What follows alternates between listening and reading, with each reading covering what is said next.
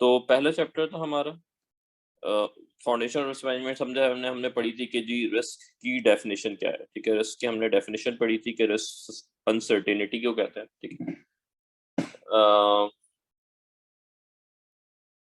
Solution, अच्छा, जरा आप करके भेजेंगे तो वो कर देना। नहीं, क्विज़ेस तो सारे शेयर हो गए, क्विज़ेस तो सारे शेयर हो गए आई थिंक।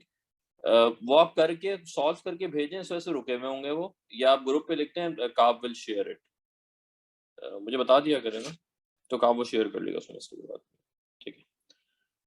ओके, तो हमने पढ़ा था, we studied that risk is uncertainty, ठीक है। अनसर्टेनिटी हमने पढ़ा था, uncertainty can be positive and uncertainty can be negative, ठीक है। It can go positive and negative, but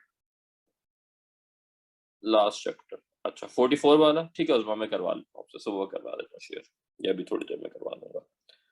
आपके हो गया उसमें बाकी क्विजेस वगैरह, क्या स्टेटस है आपका, जरा आपका क्या स्टेटस है?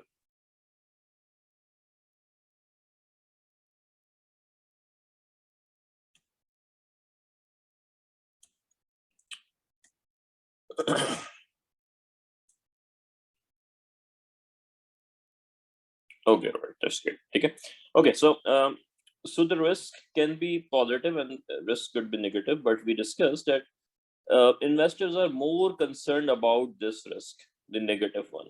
Okay, so investors are more concerned about the negative one. Loss now, losses shouldn't be there. They would be happy whenever there is a positive or there is a profit. Then we talked about the trade-off between risk and return. We studied far and again and again and again that the higher the risk, the higher the return. Okay, so we studied that, and then we talk about the preference of investor, that you would be going for incremental risk. तो आप decide ये कर रहे होगे कि जो next आप risk ले रहे हो, is that beneficial for you? Should be going for that risk.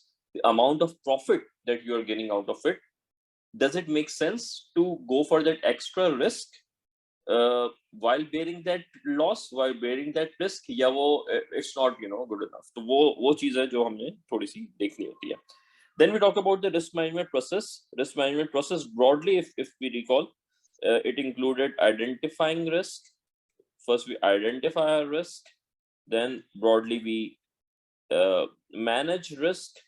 In managing, we talk about risk mitigation strategies, which we cover in chapter 2, which we'll just shortly discuss. Then we talk about basically implementation of these strategies, and then is continuous monitoring. So we identify risk. We talk about how we can identify risk. Brainstorming was one aspect of it. Interviewing people was one aspect of it. So there were a few things which we could use for identifying risk. Processes से बहुत ज़्यादा risk निकल के आते हैं. Then in measuring and managing risk, in the measurement there are broadly two aspects: qualitative aspect and quantitative aspect. So to understand the quantitative aspect, we studied VAR here. ठीक है, VAR मैंने यहाँ पे cover नहीं किया क्योंकि VAR आगे chapter में बहुत detail में आएगा book form में. So I haven't covered it here. We will study it there. So basically measurement में there are two broad options: the qualitative and the quantitative. Then there is a risk mitigation strategy. Risk mitigation, yeah, we'll just study in next chapter, but it used to be avoid. क्या क्या थी, जल्दी से लिखें. Risk mitigation strategies क्या क्या होती थी? 4 होती थी. अवॉइड पहली होती थी, वी अवॉइड द रिस्क. और क्या करते थे? What can we do? What can be the strategy?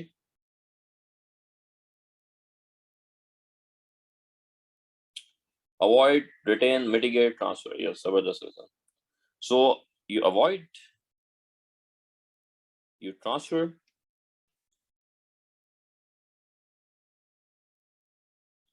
you retain, or you accept, or you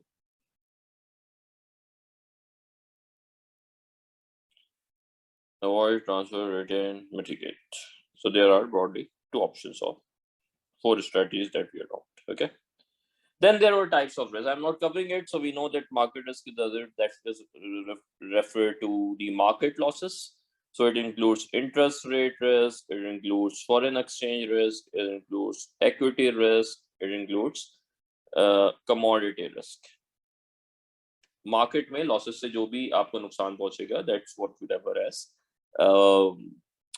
market risk. Credit risk is the prime risk that we consider for banking. क्योंकि banking का profit कहाँ से generate होता है? Banking model क्या है? Banking model is when you give away money and when you receive money and you keep the spread.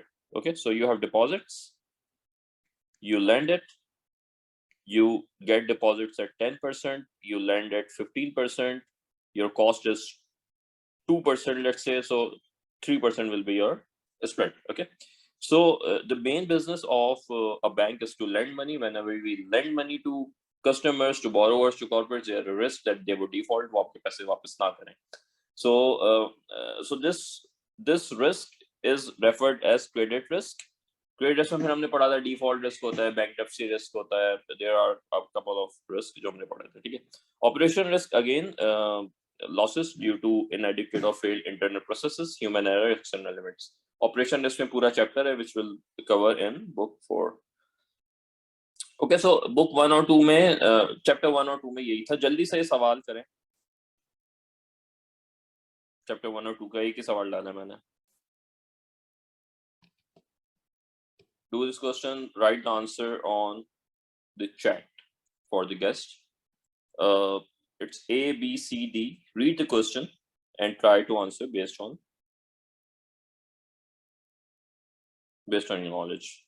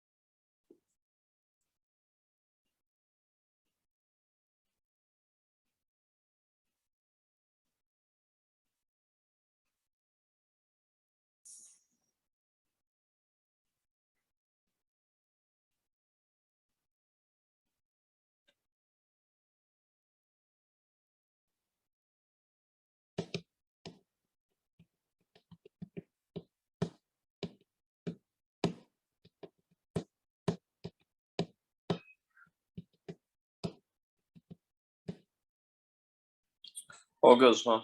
Okay, Zarek. Okay, Aisha.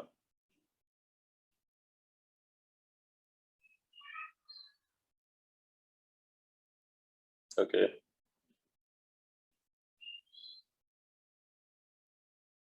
We'll wait for 1 more minute so that the remaining people can answer it, and then I'll solve it for you. अभी तक कोई भी सही जवाब नहीं आया, unfortunately.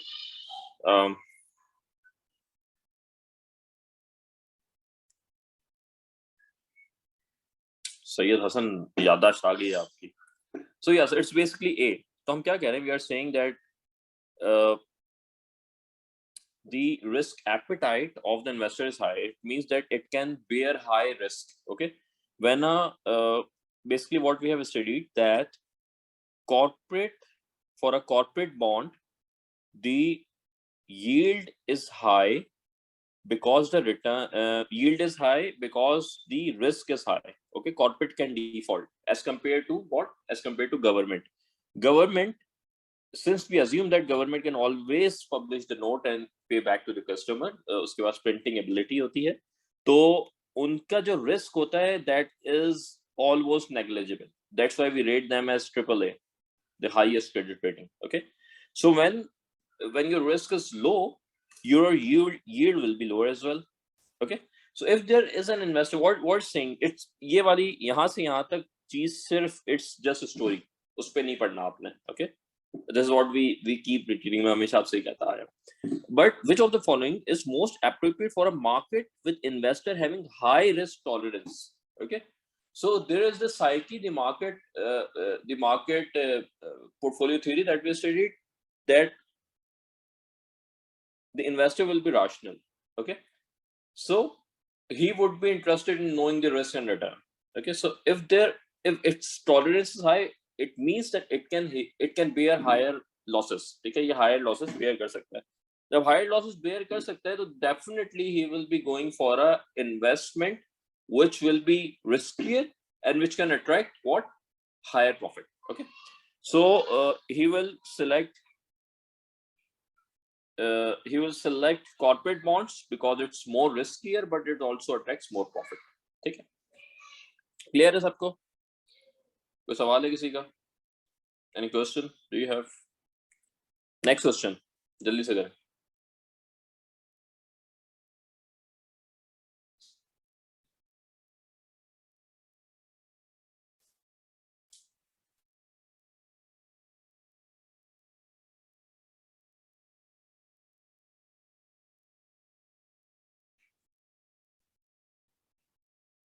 अच्छा, ये हमने कवर नहीं किया, but you should know it.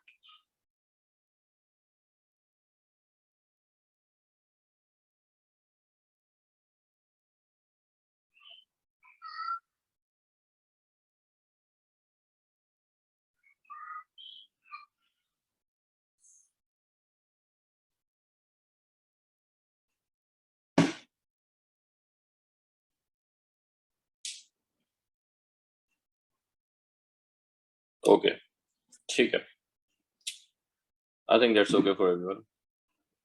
So basically the answer is C. So there are broadly two types of risk. Specific risk is company specific risk.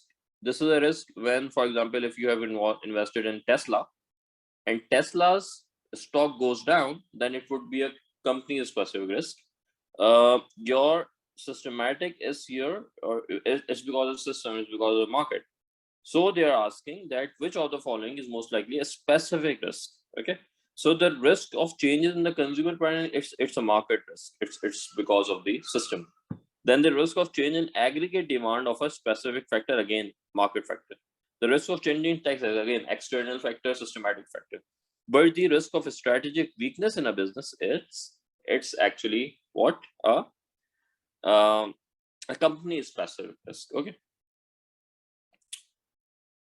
Okay, this is I have already covered. We either accept the risk, we either avoid the risk, we either mitigate the risk, we either transfer the risk.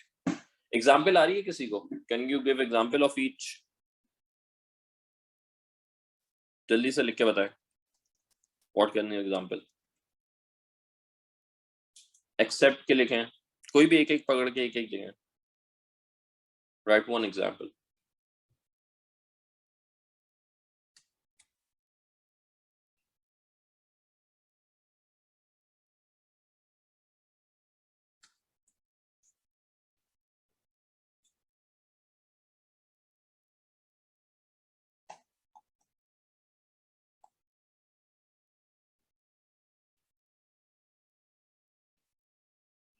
Transfer risk insurance, yes, the easiest one. Mitigate की बताए कोई भाई. Accept is maintaining exposure in commodity price movements, investment in commodity, because you know that you have to use oil. मतलब आपके business में चाहिए oil, तो उसके प्राइस $80 पे जाएंगे, $40 पे, you have to purchase that. So that's volatility. Avoid is you don't invest in equity, for example. So equity investment is volatile, so you are sticking to fixed income. No cryptos, yes. Mitigate is you ask for collateral.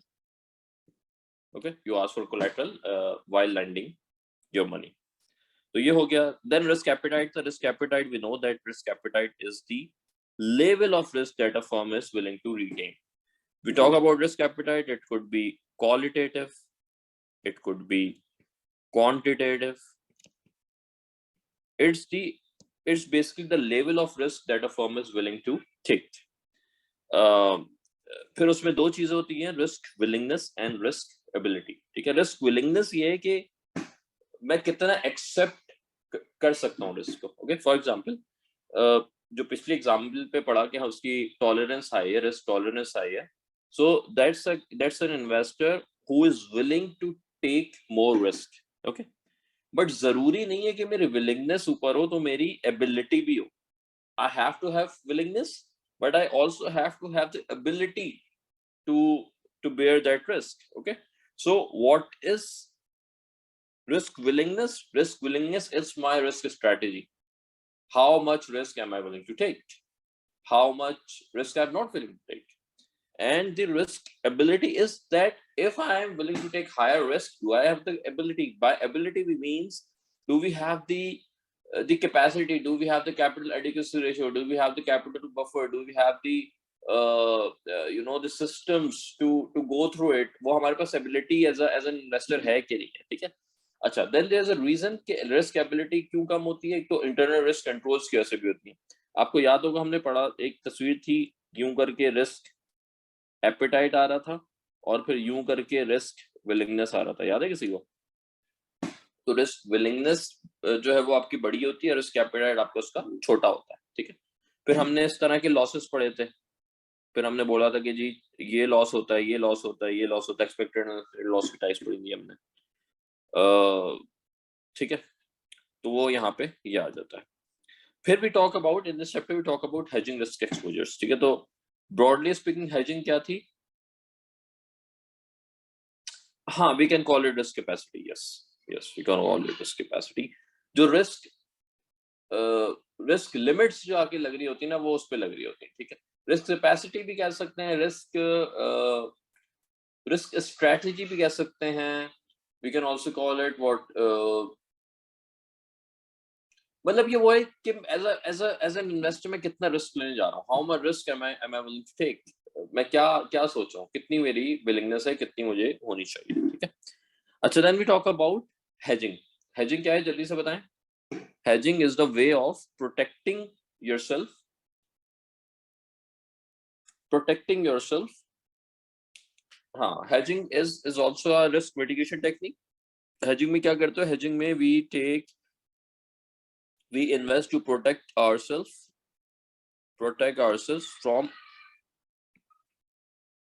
from unusual movement, या unusual की कह लें आपके unwanted movements. Yes. और hedging के साथ एक और चीज होती थी, उससे हम क्या कहते थे?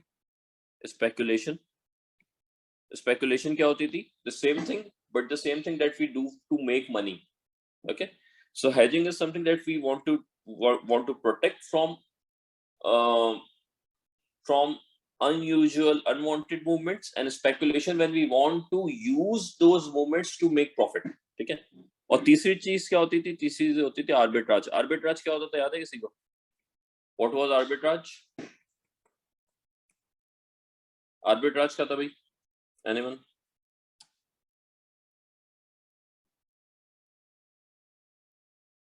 Making use of mismatch in pricing.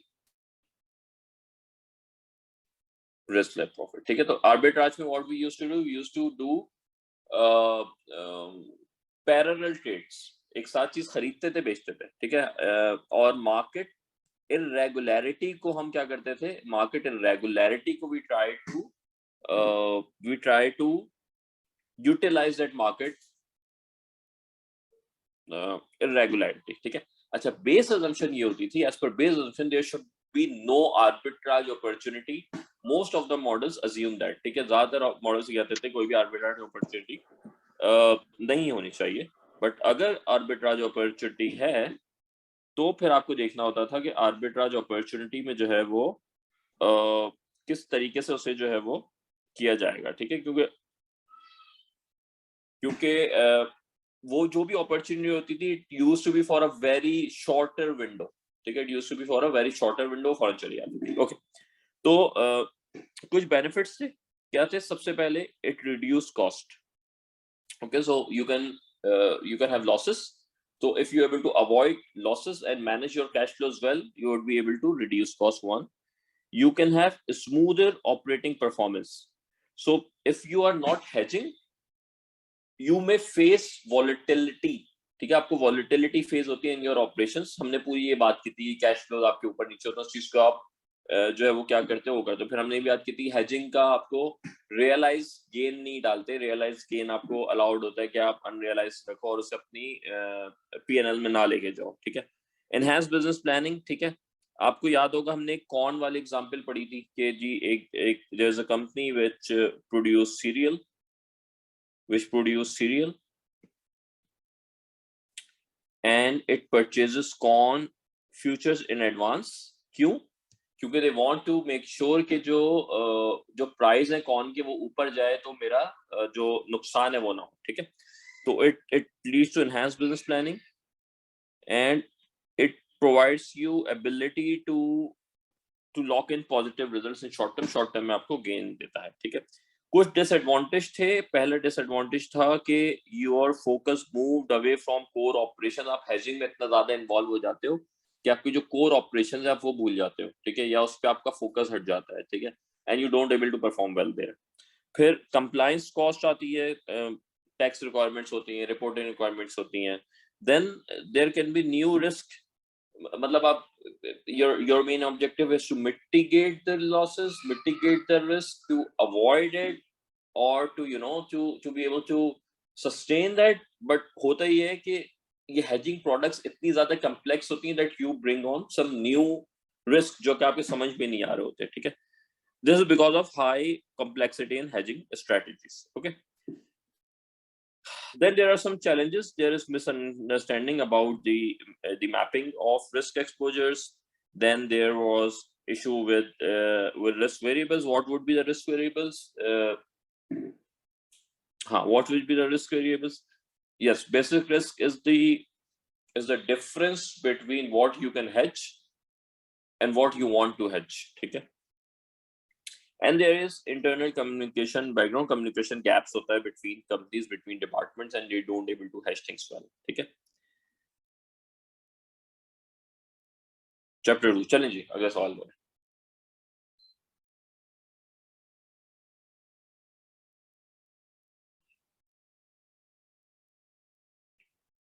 आपको ये पता है disadvantage is not correct, disadvantage is not correct.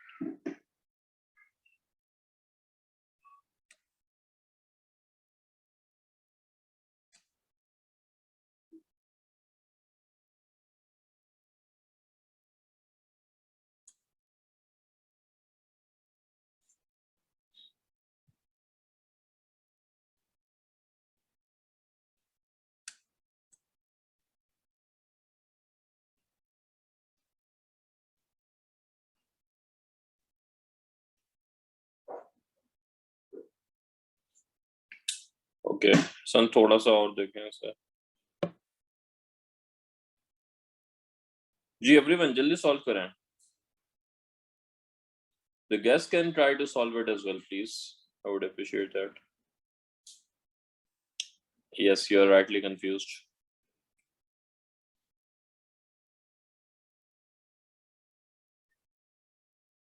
Usman, D is a disadvantage or it's not a disadvantage? We have to mark which one is not a disadvantage. So yes, Hassan, good. So basically the answer is C. The number one disadvantage, hedging can divert management focus from its core business. अभी हमने पढ़ा, we just studied it. दूसरा, hedging can increase variability of firm's value instead of decreasing the variability. तो हो सकता है if our hedging is not good, if there is issues with the cash flows, तो हो सकता है कि आपका जो है वो variability जो है वो कम होने के बजाय it increases. Okay, so yeah, that's a problem. Then hedging and derivatives zero sum game. We kept reading it again and again that we feel that hedging the zero sum game, but in reality it's actually not. Okay, swap is a zero sum game. Forwards हमने पढ़ा as a zero sum game, but in case of hedging it's not always a zero sum game, especially when options are involved, ठीक है, क्योंकि वहाँ पे premium cost भी आ जाती है, ठीक है। So it's not always a zero sum game, and yes, it can lead to multiplied losses अगर उसकी hedging strategy सही ना applicable हो। चलें दूसरा करें।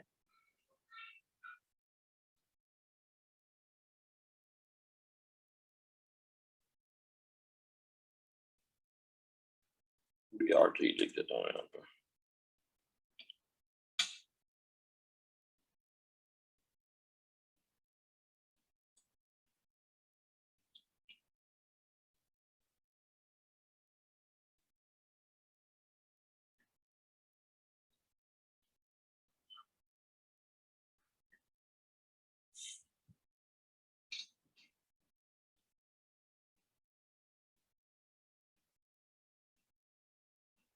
ठीक है, what about the rest?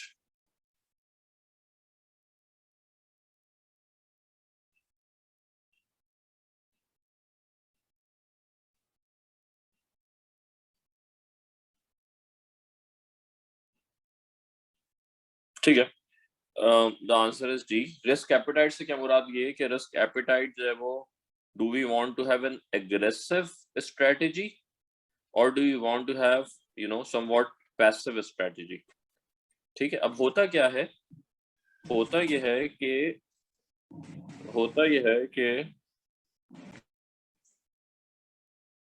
Sorry for disturbance, जो शेयर होल्डर्स है, they want the profitability of the institute to increase, and for that they want the firms to take more risk. Okay, but debt holders are the ones who want the company to remain passive और ज्यादा जो है वो risk ना ले, ठीक है, ताकि उनका जो डेट है वो उन्हें मिलता रहे। ठीक है, तो there is a conflict between shareholders and debt holders. Chapter में पूरा एक पढ़ा था, लिस्ट पढ़ी थी कि शेयर होल्डर्स और उसमें जो कॉन्फ्लिक्ट आता है वो क्या है। ठीक है, अच्छा, चैप्टर 3 में, चैप्टर 3 व्हाट कॉर्पोरेट गवर्नेंस, तो we talk a lot about the responsibilities of board of directors, of risk director, of chief risk officer. So it was all about the responsibilities. ठीक है, तो role of board of directors का क्या होता है कि जी वो फर्म्स की रिस्क मैनेजमेंट पॉलिसी बनाएंगे, दे विल रिव्यू और एनालाइज करेंगे फर्म की risk management report on a periodic basis. Generally board जो है वो इट मीट्स क्वार्टरली मोस्टली तो क्वार्टरली मीट करते हैं वो, क्वार्टरली मिलते हैं। Then risk appetite and strategy is always set by the board of directors broadly. Then they decide the internal controls, who is going to control it. They are responsible for the financial statement and disclosures. They talk about and define the related party. They are responsible for the internals. Remember, this is the broad responsibilities that it should happen, and the ability of all and the responsibility of all these things to implement it is of management. So board is responsible that there should be a risk director, there should be a risk management report, there should be a good business strategy, there should be disclosures, there should be an external auditor. ये सारी चीजें होनी चाहिए, but उसकी implementation का role आता है with the management. ठीक है, तो जहां पे भी डायरेक्शन सेटिंग की बात होगी, जहां पे भी रिस्क एपेटाइट सेट करने की बात होगी, then the board would be responsible, and whenever there is a talk about the implementation of those things, then the management would be involved. Then there was a role of chief risk officer. It talks about chief risk officer. Chief risk officer was a concept that was introduced in 2000s, when there was a person जो के बीच का बिल्कुल main बंदा होता है, who is responsible for all sort of linkages of risk management between different departments. ठीक है, तो उसके बारे में there were a few things कि जी that he should be risk strategist. Risk की स्ट्रेटेजी कौन निकाल के लाता है? It's chief risk officer. ठीक है, को रिस्पॉन्सिबिलिटी होती है, then it needs to make sure that there should be a strategic focus at high level. It should be involved with the risk committee. Also, we remember that board assigns risk committee the responsibility to manage risk, just like it assigns responsibility to audit committee to do the audit. तो हर जगह होता क्या है कि board होता है, board के नीचे कमिटीज फॉर्म होती है, कॉर्पोरेट गवर्नेंस प्रैक्टिस है, बहुत ही नोन, बहुत ही एडवांस प्रैक्टिस है, ठीक है। तो यहाँ पे रिस्क कमेटी है, risk committee would be responsible for risk management eight board level, but उसके साथ जो कम्युनिकेशन कर रहा होगा वो कौन कर रहा होगा, आपका चीफ रिस्क ऑफिसर कर रहा होगा, ठीक है। उसे रिव्यू करवा रहा होगा, ठीक है। देन उसके इंश्योर करना चाहिए कि इसकी लाइन, रिपोर्टिंग लाइन जो है वो क्या हो, वो इंडिपेंडेंट हो। आइडियली सीआरओ रिपोर्ट कर रहा होता है किसे, जल्दी से बताएं, who does CRO report to,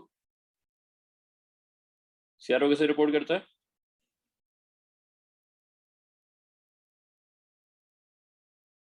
board, board risk committee को करता है इसके,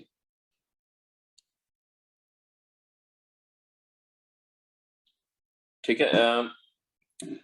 डॉटेड लाइन होती है with the CEO operational level पे, but to maintain the independence वो कैसे करता है, बोर्ड को करता है। अच्छा, इंडिपेंडेंस से क्या मुराद, इंडिपेंडेंस से मुराद ये है कि risk management the person who is making sure कि तमाम तरह रिस्क मैनेजमेंट प्रैक्टिसेस जो है वो सही तरीके से फॉलो हो रही हैं, ओके।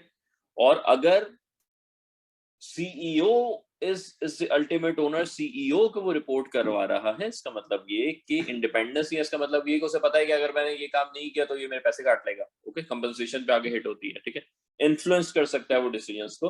तो to avoid any influence on decisions of the board of the CRO, it's make sure that the reporting line is independent, ठीक है। अच्छा, then CRO must evaluate new financial products to verify expected return and consistent with the risk undertaking, ठीक है। तो कोई भी नई product आएगी तो कौन करेगा, वो आपका सीआरओ जो है उसे देख रहा होगा। चले सवाल करें।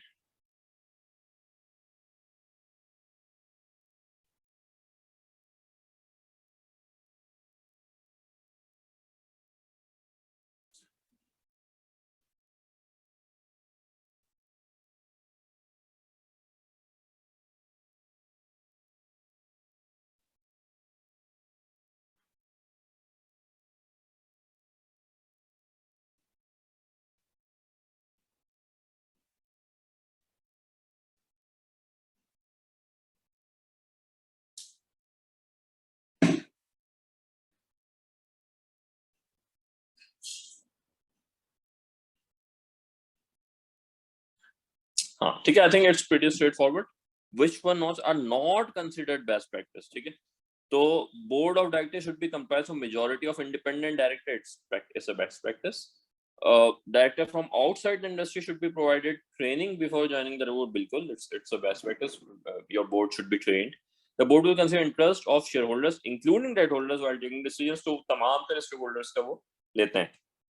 And then the CEO of the firm must also be the chairman. To know CEO cannot be the chairman of the board because the responsibility of the board is to set direction and to ensure that the firm is working well in the long term. But CEO क्योंकि management में है, वो कोई भी अपने benefits के लिए short term decisions ले सकता है which may harm the firm. So the CEO cannot be the chairman of the board क्योंकि उसमें जो है वो segregation of duty नहीं होगी, हमेशा अलग होंगे। चलें अगला करें।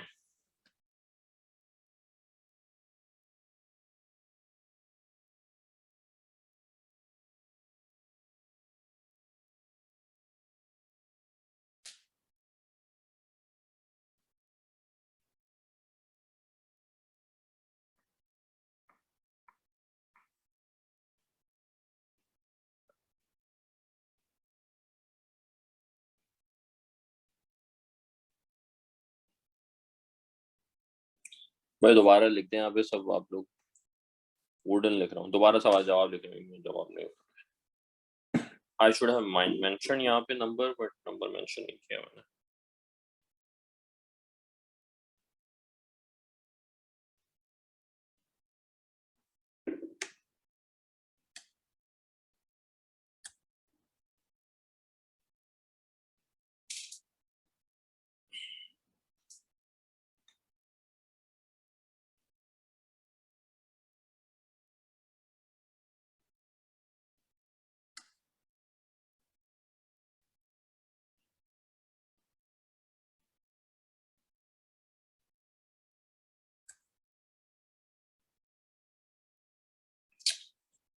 हाँ ठीक है, तो क्या बोलते हैं कि जी वुडन डेयरी एक इंडिपेंडेंस जर्नलिस्ट है। अब ये शुरू की कहानी है, वी ऑल नो कि जो है वो कोई ना कोई पीछे स्टोरी होती है, ठीक है। तो he has publish an article on the best practice of Aerocorp's risk management and its risk committee, ठीक है। Which of the following features that he publish is incorrect practice, ठीक है। इनकरेक्ट कौन सी है? तो क्या बोलते हैं कि the business practice and risk management activities of Aerocorp strive for economic performance instead of accounting performance. तो ये हमने बात की थी कि इकोनॉमिक बेनिफिट आपको ज्यादा चाहिए, सिर्फ वो अकाउंटिंग या आप कह लें कि बुकिश ना हो, ठीक है। The compensation of risk is based on risk adjusted performance. तो बिल्कुल रिस्क एडजस्टेड अप परफॉर्मेंस उसकी होनी चाहिए। The member of the risk committee have deep knowledge of risk issues and accounting practices, ये भी होना चाहिए। Most individuals that sit on the risk committee should also sit on the audit committee to align it। तो ऐसा नहीं है, risk और audit अलग अलग होने चाहिए। रिस्क इज कौन सा लाइन ऑफ डिफेंस है, जल्दी से बताएं। हमने ऑपरेशन रिस्क में लाइन ऑफ डिफेंस मॉडल पढ़ा था, 3 लाइन ऑफ डिफेंस। रिस्क कहाँ आता है और ऑडिट कहाँ आता है?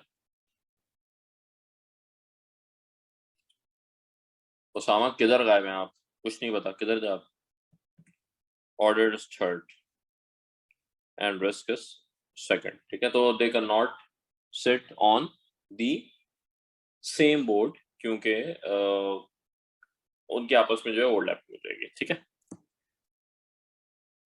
चलें जी, ये चैप्टर करते हैं, फिर 10 मिनट का ब्रेक लेंगे।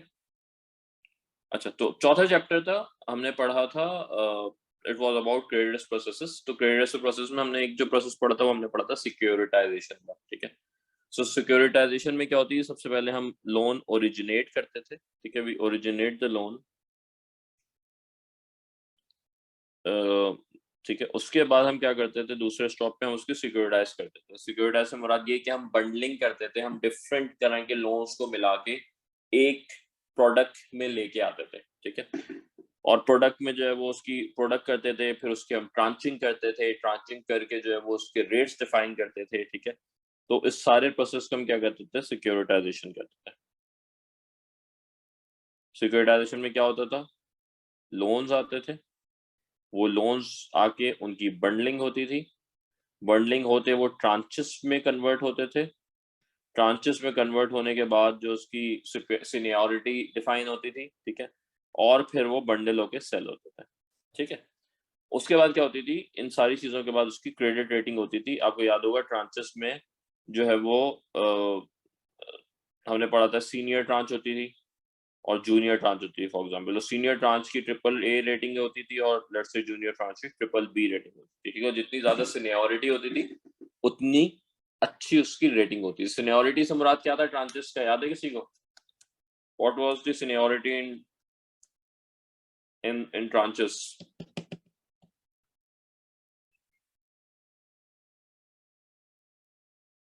हाँ, गुड क्रेडिट।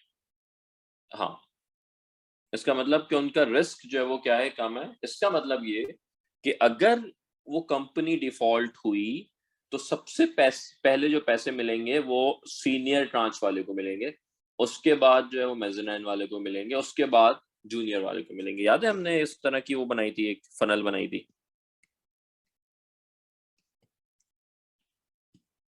कि अगर ये भर जाएगा फिर नीचे आएगा और फिर नीचे आएगा, ठीक है। अच्छा, उसके बाद इन्वेस्टर्स लेके उसे जो है वो आपस में जो है वो चीजें उसकी इन्वेस्ट करते हैं उसमें। अच्छा, फिर हमारे पास थी क्रेडिट डिफॉल्ट ऑब्लिगेशन। तो ये जो सिक्योरिटाइजेशन का जो प्रोसेस है ये बहुत सारी प्रोडक्ट्स में चल रहा होता था। ये जो है वो क्रेडिट डिफॉल्ट ऑब्लिगेशन में भी चल रहा होता था, क्रेडिट लोन ऑब्लिगेशन में भी चल रहा होता था, मॉर्गेज बैक सिक्योरिटीज में भी चल रहा होता था, ठीक है। तो ये सारा प्रोसेस जो है वो it was implemented for all of these products, ठीक है। तो CDO was one of the products. CDO में होता क्या था, सीडीओ में आपके पास बहुत सारे डेट्स आ जाते थे, ठीक है। उन डेट्स को, बहुत सारे डेट्स को मिला के आप जो है क्या करते थे, उसकी पैकेजिंग करते थे। पैकेजिंग करने के बाद क्या करते थे, उसकी ट्रांचिंग करते थे। ट्रांचिंग करने की वजह से किसे बेच देते थे आप, उसे आप बेच देते थे इंस्टीट्यूशनल इन्वेस्टर को,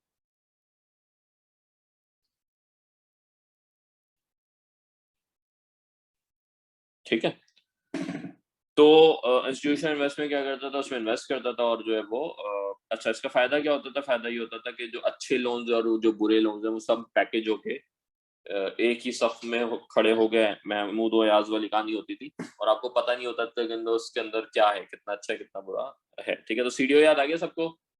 अगर यही चीज लोन्स हो तो वो कोलेटरलाइज लोन ऑब्लिगेशन कहलाता था। अगर यही मॉर्गेजेस होते थे तो मॉर्गेज बैक सिक्योरिटीज कहलाता था। इसका एक रोल था फाइनेंशियल क्राइसिस में, याद है किसी को? कौन सी चीज फाइनेंशियल क्राइसिस 2008-2009 में आई थी या रोल प्ले किया था उसने? सब प्राइम, बिल्कुल। सब प्राइम किससे लिंक थी? सब prime was link to what product?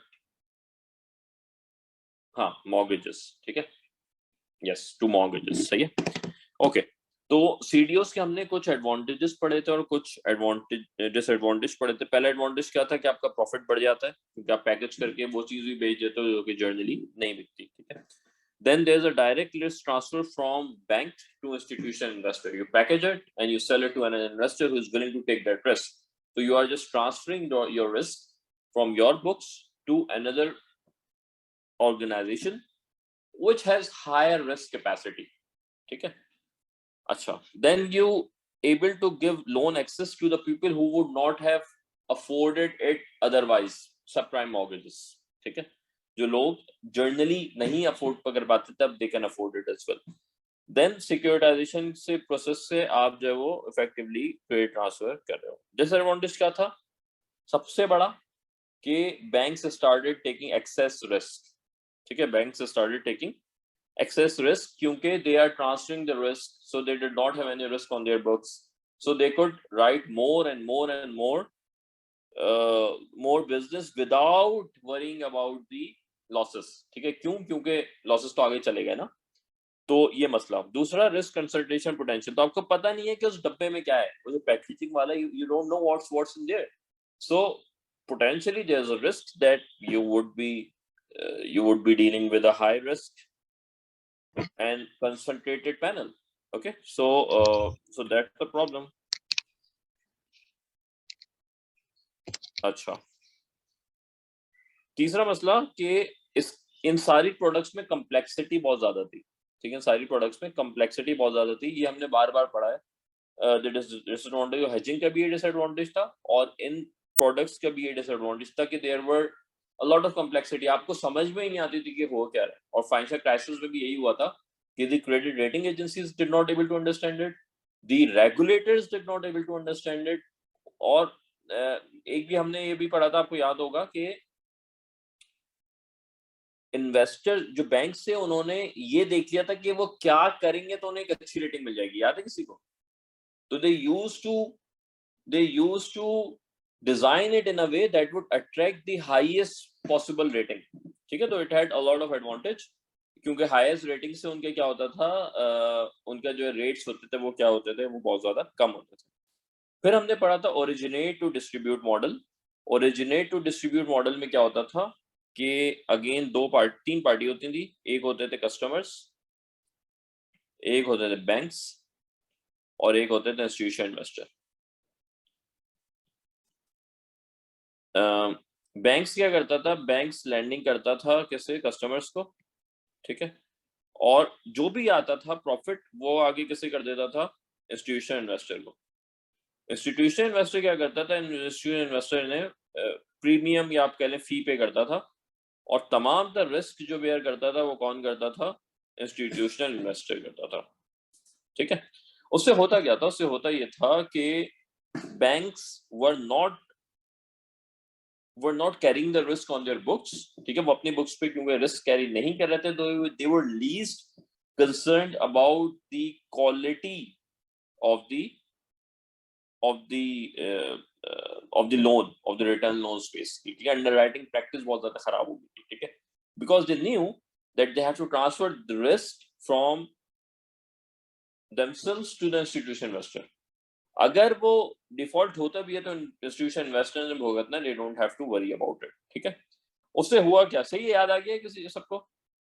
अच्छा, हुआ क्या? Moral hazard. मोरल हैजर्ड ये कि मोरल हैजर्ड हमने 3-4 जगह पढ़ा है। इसमें मोरल हैजर्ड से मतलब ये होती है कि बैंक्स जो यूजुअली रिस्क ना लेते उन्होंने ज्यादा रिस्क लेना शुरू कर दिया, ठीक है। तो अगर वो फॉर एग्जांपल नॉर्मल फेज में 10% का रिस्क लेते, एक नंबर बता रहा हूँ, तो अब क्योंकि वो ट्रांसफर कर रहे हैं तो अब उन्होंने 20% का रिस्क लेना शुरू कर दिया। ओके, सो मोरल हैजर्ड शुरू हो गया, मिस अलाइंड इंसेंटिव शुरू हो गए, ठीक है। तो क्या हुआ कि banks and the agents became more concern about making the business. उन्हें बिजनेस से परवाह थी, उन्हें ये परवाह नहीं थी कि जो लोन लिख रहे हैं ये वापस आएगा कि नहीं आएगा, ठीक है। मिस अलाइनमेंट, ओपेकनेस, ठीक है, कोई क्लैरिटी नहीं थी किसने लोन लिया, किसे दिया, कितना दिया, क्या क्वालिटी थी, क्या क्वालिटी नहीं थी। There was a lot of opaqueness about the overall process, ठीक है। इस वजह से जो है वो शॉर्ट टर्म प्रॉफिटेबिलिटी के चक्कर में they had misaligned incentive, they work for short term profitability and they ignore the long term stability, ठीक है। एडवांटेजेस क्या थे इस मॉडल के? प्रॉफिटेबिलिटी बढ़ रही थी, रिस्क मैनेजमेंट अच्छी थी, आप क्रेडिट रिस्क आपकी बुक में कोई आ ही नहीं रहा था, ठीक है। इन्वेस्टर ऑप्शन, इन्वेस्टर को जो कि डायरेक्ट मार्केट में नहीं आता था, they had more options and the customers had more loan access. उन लोगों को भी लोन मिलना शुरू हो गया जर्नली जो कि जर्नली आइडियली एक सिनेरियो पे नहीं मिलना चाहिए था, ठीक है। अच्छा, फिर हमारे पास क्रेडिट डिफॉल्ट स्वैप था। क्रेडिट डिफॉल्ट स्वैप क्या था? अगेन इंस्टीट्यूशन इन्वेस्टर इन्वॉल्व थे। क्या करते थे बैंक्स, जो है क्या करते थे, क्रेडिट डिफॉल्ट स्वैप ले लेते थे, ये एक फी पे करते थे, एक प्रीमियम पे करते थे टू इंस्टीट्यूशन इन्वेस्टर, और इंस्टीट्यूशन इन्वेस्टर उन्हें गारंटी देता था कि अगर ये कस्टमर डिफॉल्ट हुआ तो they would be banks would be getting the money. Okay, so it's sort of insurance of credit. So basically we were swapping the risk with premium, ठीक है। तो बैंक क्या कर रहा है, इंस्टीट्यूशन इन्वेस्टर को फी दे रहा है, प्रीमियम दे रहा है कंटिन्यूस बेसिस पे, और इंस्टीट्यूशन इन्वेस्टर की गारंटी दे रहा है कि अगर ये पार्टी डिफॉल्ट हुई, I will be making payment. तो if there is a loan of $1 million and if bank is pay a fee of let's say $0.01 million, if this amount gets default तो institution investor जो है क्या करेगा, bank को payment करेगा, ठीक है। अच्छा, तो ये तो प्रोडक्ट हो गई।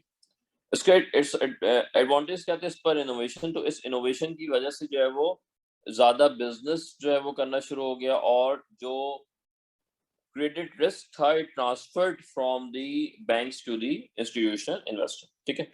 कैश फ्लो पोटेंशियल आ गया, मतलब आप जो है वो आपकी स्ट्रीम ऑफ पेमेंट्स आ गई जो सीडीएस से रहा है, ठीक है। तो विदाउट होल्डिंग दोस रिस्क और those loans on your book you are able to generate a significant cash flow, ठीक है। फिर रिस्क प्राइस डिस्कवरी से क्या मुराद, अगेन कि सीडीएस की वजह से आपका जो है वो you are able to identify new specific credit risk. कितना क्रेडिट रिस्क होगा तो मुझे कितना कितना प्राइस मिलेगा, कितना रेट मिलेगा, कितना प्रीमियम मिलेगा, ठीक है। तो तो बेसिकली जितना अच्छी क्वालिटी होगी उतना कम आपको रेट मिलेगा, ठीक है। There were new risk price discoveries, ठीक है। इसके डिसएडवांटेजेस क्या थे? There were historical weak regulation, किसी को पता ही नहीं था कौन राइट कर रहा है, कितना राइट कर रहा है, कितना रिस्क है, जो जिसे लोन दिया जा रहा है वो उसकी क्वालिटी क्या है, लोन वापस आएगा कि नहीं आएगा। There were no regulation on this first, and then there was false sense of security कि जी as a bank I am giving money, I am transferring my risk to another party who will be bearing it. But the problem was that uh, that the other party was part of the system as well, ठीक है। तो बस वो risk क्या हो रहा था, एक जगह से ट्रांसफर हो रहा था दूसरी जगह, ठीक है। तो उससे हो क्या रहा था, आपको लग ये रहा था कि you are safe, but if it happens at a systematic level तो उसमें आपकी जो है वो नहीं होती, क्या कहते हैं, आपकी बचत नहीं है, ठीक है। You would still be booking losses and that provides a false sense of security, मतलब आपको ज्यादा कंफर्ट आ गई, you start taking more risk, ठीक है। हाँ, कंटेजियन इफेक्ट, ठीक है। मार्केट की वजह से एक लॉस आएगा तो दूसरा लॉस भी उससे आएगा, ठीक है। तो ये जो है इसका डिसएडवांटेज था। चलें, छोटा सा है ये, जल्दी से करें, बहुत सिंपल सा है, and then we will take a short 10 minutes break.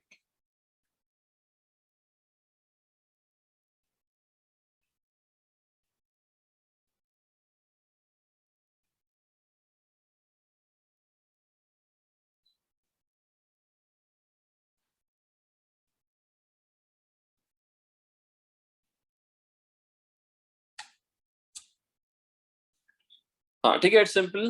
The purpose of credit derivatives to transfer the risk from one party to another. Chapter which is chapter 5। Chapter 5 में वी स्टार्टेड पोर्टफोलियो मैनेजमेंट। ठीक है, portfolio management we started off with modern portfolio theory.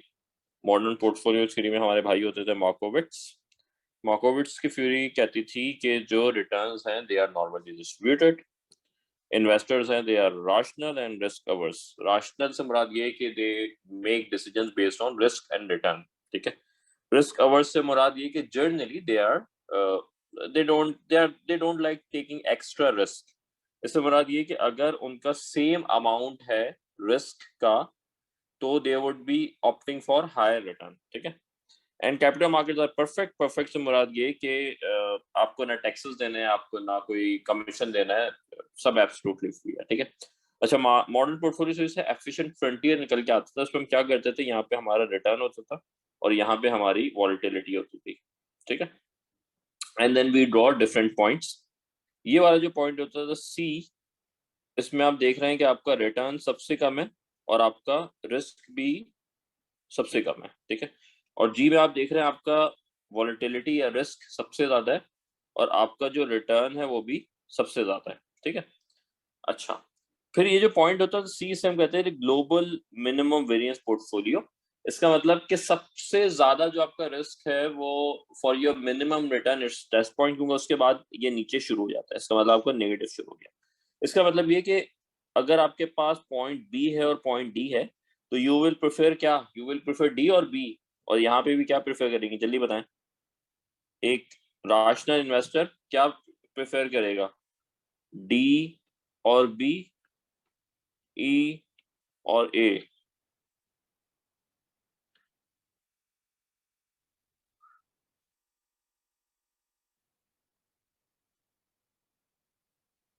Yes, ठीक है, तो D करिए क्योंकि same risk पे उसे ज्यादा रिटर्न मिल रहा है। ठीक है, if he is getting the same risk for the same return then obviously he would be going for that.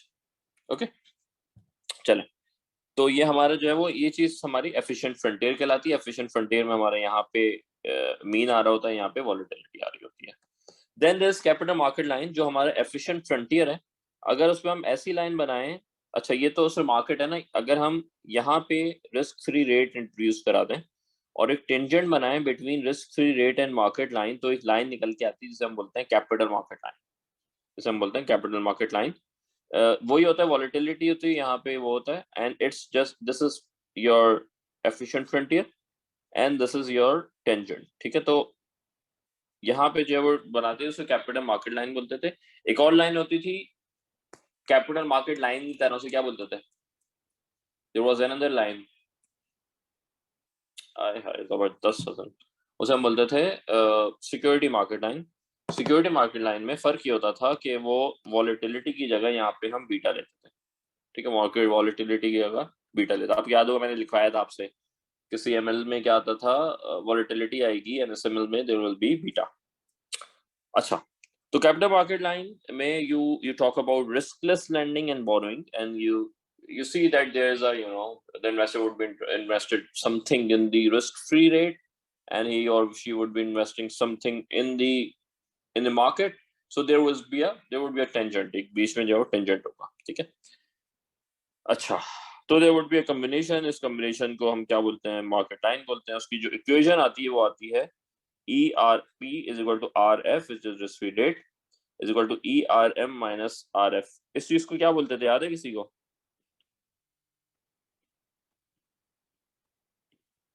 इस चीज के लिए एक टर्म होती थी,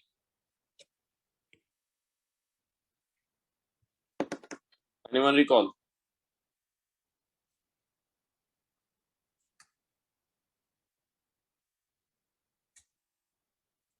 मार्केट रिस्क प्रीमियम, MRP। ठीक है, this is the excess return that you would get over your risk free rate. This is excess return that you receive over the risk free rate. ठीक है, तो हम market risk premium बोलते थे। तो ये आपकी कैपिटल मार्केट लाइन होती थी। फिर हमारा आ जाता था कैपिटल मार्केट लाइन की बेसिस पे कैपेम निकल के आता था। कैपेम is capital asset pricing model. It's one of the foundational aspect of portfolio pricing, ठीक है। इससे आप क्या होता है, इससे होता था आप ये निकालते थे कि आपकी सिक्योरिटी की प्राइसिंग क्या होगी, ठीक है। You calculate the pricing of your security based on the market portfolio, based on the modern portfolio theory, उसकी बेसिक असम्पशन होती थी।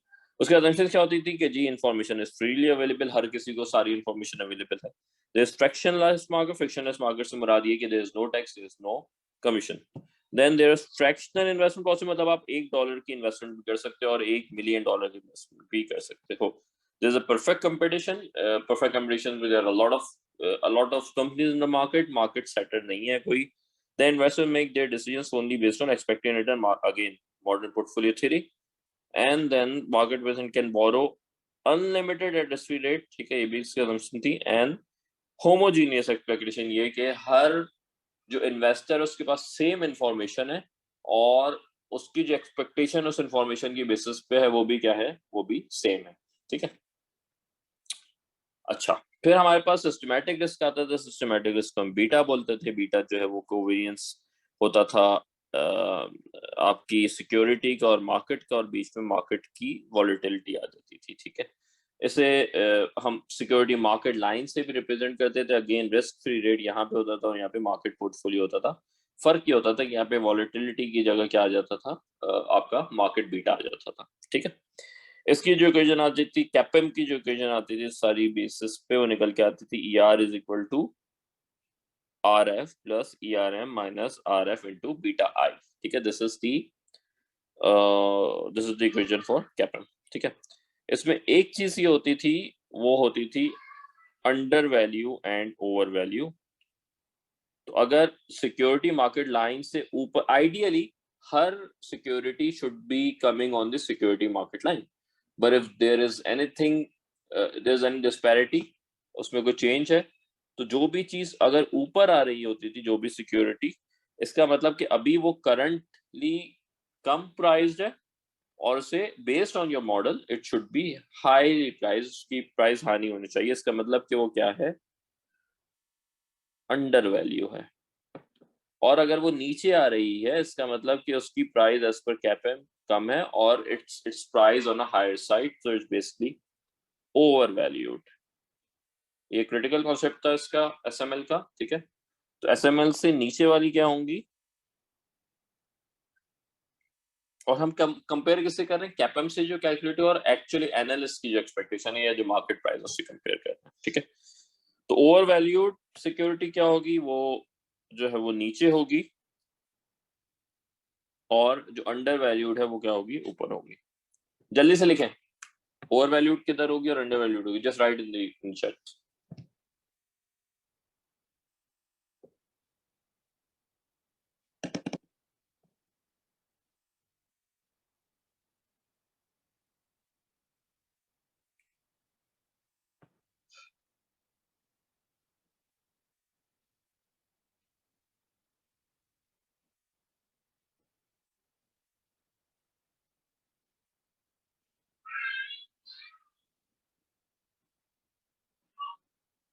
ठीक है, जबरदस्त। तो ये था आपका क्या। अच्छा, उसके बाद कुछ मेजर परफॉर्मेंस थे। शार्प रेशियो था, ट्रेनर मेजर था, जेंसन अल्फा था। शार्प रेशियो जो है वो टोटल रिस्क को देखता था, ठीक है, और ये देखता था कि जो मार्केट रिस्क प्रीमियम है based on your total risk, उसकी क्या परफॉर्मेंस है, ठीक है। इस तरह ट्रेनर रेशियो क्या देखता था, based on risk free rate ही देखता था, बट सिस्टमैटिक रिस्क देख रहा होता था, ठीक है। तो शार्प और उसमें फर्क क्या है, न्यूमरेटर सेम है, डिनोमिनेटर में is total risk for Sharpe ratio and it's beta for Treynor ratio. For Jensen alpha we use to minus this CAPM from the whole equation, ठीक है, उसमें हम माइनस कर देते थे। तो हमारा जो है वो जेंसन अल्फा आता था, जो कि कंपेयर करता था कि आपका पोर्टफोलियो कौन से वाले, हाँ ये वाले फॉर्मूले याद रखने पड़ेंगे आपको, असल ये वाले फॉर्मूले याद रखने पड़ेंगे, क्योंकि कैलकुलेशन के लिए आ सकता है ना। अच्छा, देन ट्रैकिंग एरर आ जाता था कि जी आपका पोर्टफोलियो बेंचमार्क में क्या फर्क है। देन इंफॉर्मेशन रेशो आ जाता था, जहाँ पे आप जो है वो वॉलेटिलिटी ही यूज करते थे, बट जो है उसका वर्जन थोड़ा डिफरेंट होता है। देन सोर्टेनो रेशो आ जाता है। सोर्टेनो रेशो में हम क्या करते थे, हम मिनिमम एक्सेप्टेड रिटर्न कैलकुलेट करते थे, जहां पे आपको याद होगा कि हम डिफाइन करते थे कि 3% के नीचे की स्टैंडर्ड डिविएशन को हम कैलकुलेट नहीं करेंगे, ठीक है। और उसकी बेसिस पे हम क्या करते थे, हम जो है वो अपनी एक वॉलेटिलिटी निकालते थे और उस वॉलेटिलिटी को यूज करते थे, ठीक है। तो इसके जो आपको फॉर्मूले हैं, यस याद होने चाहिए, और किस क्या क्या उसका मकसद है वो आपको याद होना चाहिए। चले सवाल करें।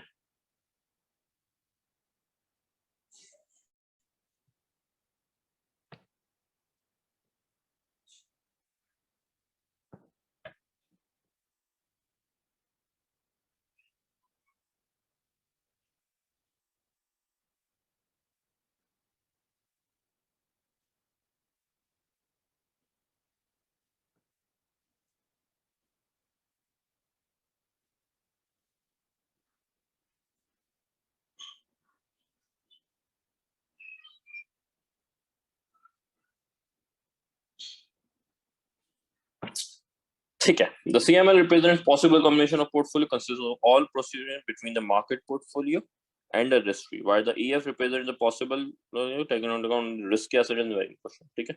तो हमने देखा था कि जो एफिशिएंट फ्रंटियर था वो यूं करके था, यहाँ पे वॉलेटिलिटी थी, यहाँ पे रिटर्न था, और जो हमारे कैपिटल मार्केट लाइन थी वो इसी तरह ये भी था, बट यहाँ पे रिस्क फ्री रेट आ गया था, और ये हम यूं करके टेंजेंट मिल जाते थे, ठीक है। तो ये फर्क है दोनों में।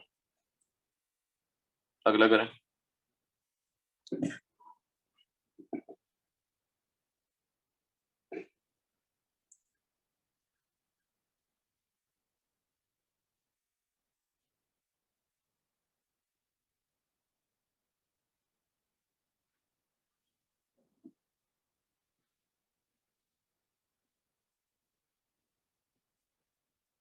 यस समझ गया, अब लिखें भाई, मिक्स हो रहा है दोनों।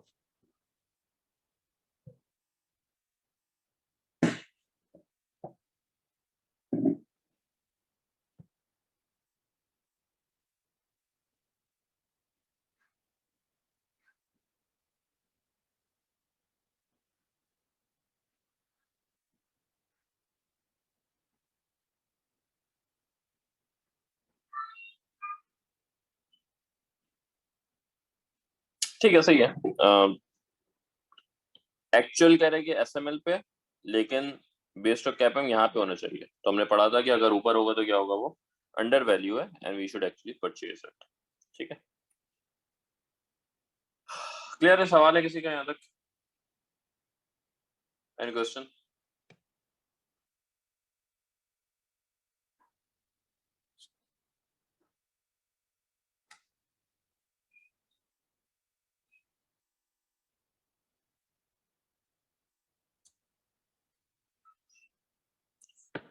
ठीक है, अगला चैप्टर था arbitrage pricing theory. Arbitrage pricing theory CAPM की तरह था, लेकिन आर्बिट्राज प्राइसिंग थ्योरी एक स्पेसिफिकली आपको वो फैक्टर्स ही बताता था, वो एक जर्नल फॉर्मूला दे देता था कि जी एक आपका मार्केट रेट होना चाहिए और एक फैक्टर होना चाहिए, ठीक है। अब ये रिस्क फैक्टर्स हमने बात की थी कि इट कुड बी इकोनॉमिक, ये फॉर एग्जांपल जीडीपी भी हो सकता है, ये वाला इन्फ्लेशन हो सकता है, ये वाला रिटर्न हो सकता है, ठीक है। तो ये कैपेम की तरह है, but it's more general, it gives you broad equation के वो क्या होनी चाहिए।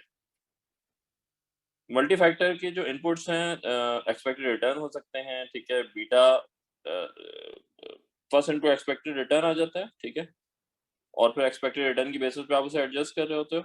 बीटा आ जाता है, मतलब आपका बीटा जो है वो सेंसिटिविटी है। एरर टर्म आ जाती है, एरर टर्म आपको पता है कि वो एरर टर्म क्या होती है। एरर टर्म क्या होती है भाई? एरर टर्म होती है कि वो पोर्शन आपके मॉडल का जो कि मॉडल एक्चुअली डिफाइन नहीं कर सका, जो मॉडल डिफाइन नहीं, हाँ, अनएक्सप्लेन्ड वॉलेटिलिटी होती है, ठीक है।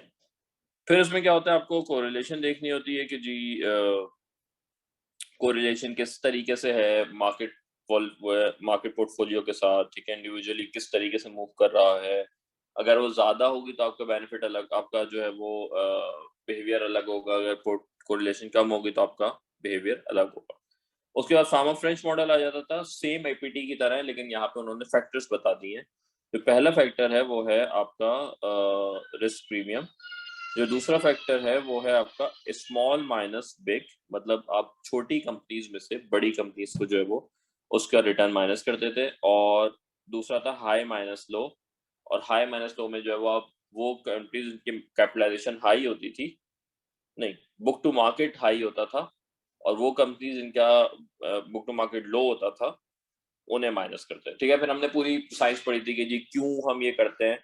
क्यों हम ये करते हैं कि उसके पीछे लॉजिक ये थी कि स्मॉल माइनस बिज में इस वजह से कि जी साइज को आप एडजस्ट करें।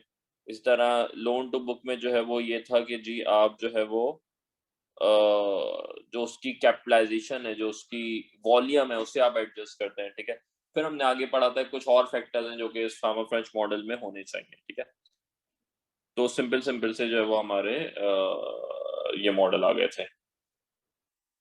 न्यूमेरिकल है, जल्दी से कर लें।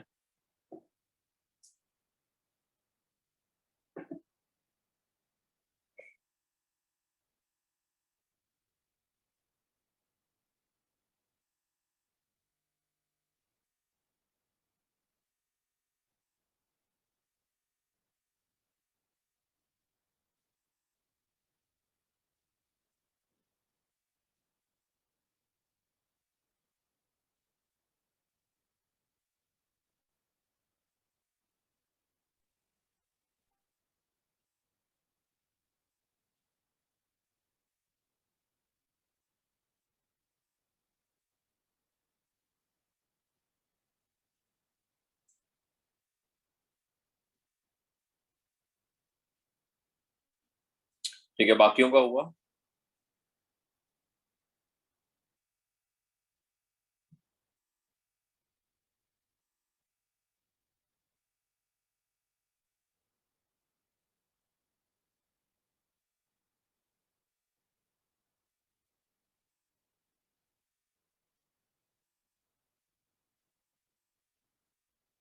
अच्छा, मैं करवा देता हूँ। सो बेसिकली आपके पास जो मॉडल है उसमें आप ये कह रहे हैं कि एक्सपेक्टेड इन्फ्लेशन आ गई। ठीक है, तो आपकी जो इक्वेशन बन के आएगी आर डब्ल्यू की, वो बन के आएगी expected return of R W के, जो हमने पीछे पढ़ा, plus beta of GDP into factor of GDP. ये दो फैक्टर हैं, एक जीडीपी ग्रोथ पहला फैक्टर है और एक्चुअल इन्फ्लेशन दूसरा फैक्टर है, plus beta of inflation into F of inflation. तो एक्सपेक्टेड रिटर्न क्या है हमारा 7% है, तो ये 7% आ गया, प्लस बीटा ऑफ जीडीपी क्या है, ये रहा 1.5, इंटू एफ इंटू जीडीपी क्या है, एफ इंटू जीडीपी क्या आएगा, वो आएगा 0.03 जो आपकी ये है, और माइनस एक्सपेक्टेड, बेसिकली चेंज निकालते थे ना आप, तो 3% माइनस 4.5%। इसी तरह बीटा क्या आ गया, इन्फ्लेशन का 2 इंटू 2.9% माइनस 2.5%। ठीक है, तो ये 5.5% इसका आंसर आएगा, विच वॉज सी। हाँ, तो दरक ने भी कर लिया और हसन ने भी कर लिया। ठीक है जी, क्लियर है? यहाँ तक सवाल है किसी का? Any question? आ रही है, याददाश्तें आ रही है? ऐसा तो नहीं लग रहा कि बिल्कुल नई चीज है कोई, and you just can't recall it? Comfort आ रही है ना?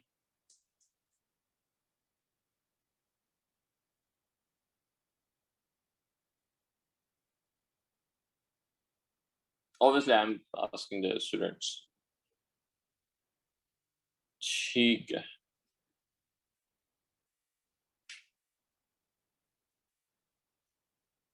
सही है, चलें आगे बढ़ते हैं।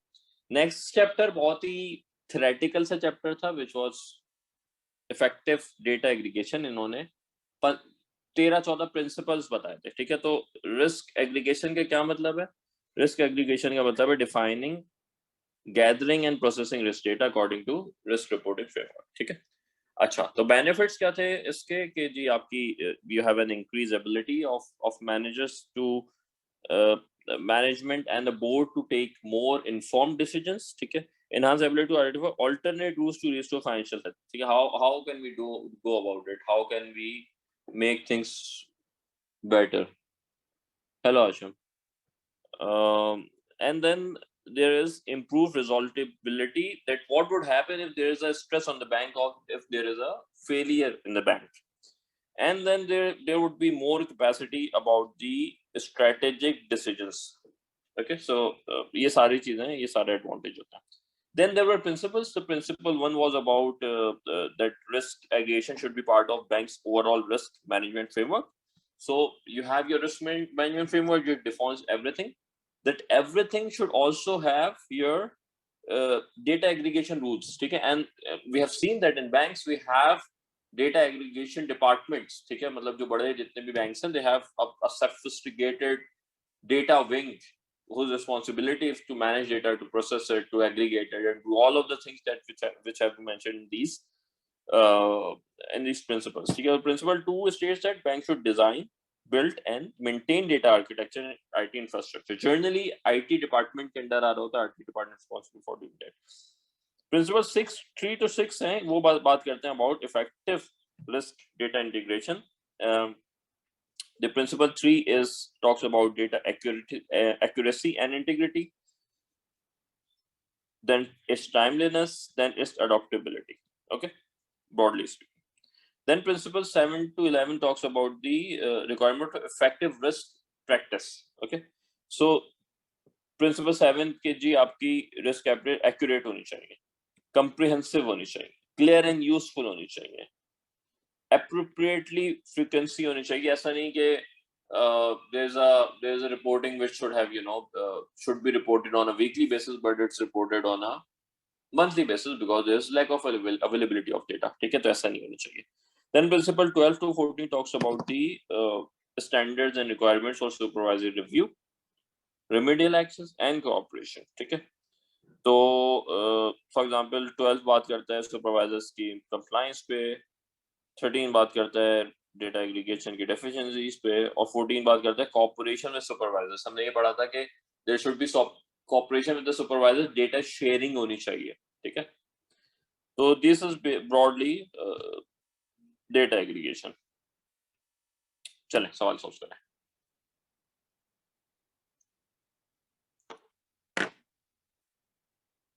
Solve the question and write in the chat box.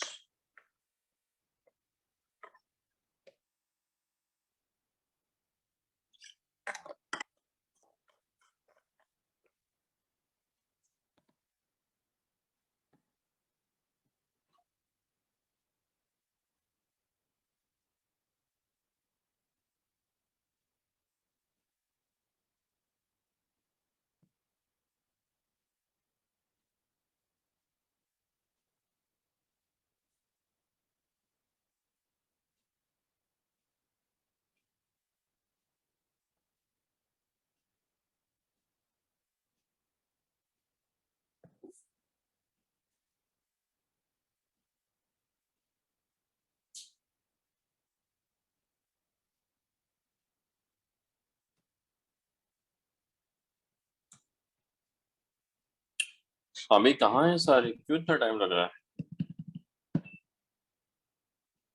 Hasan, Usama,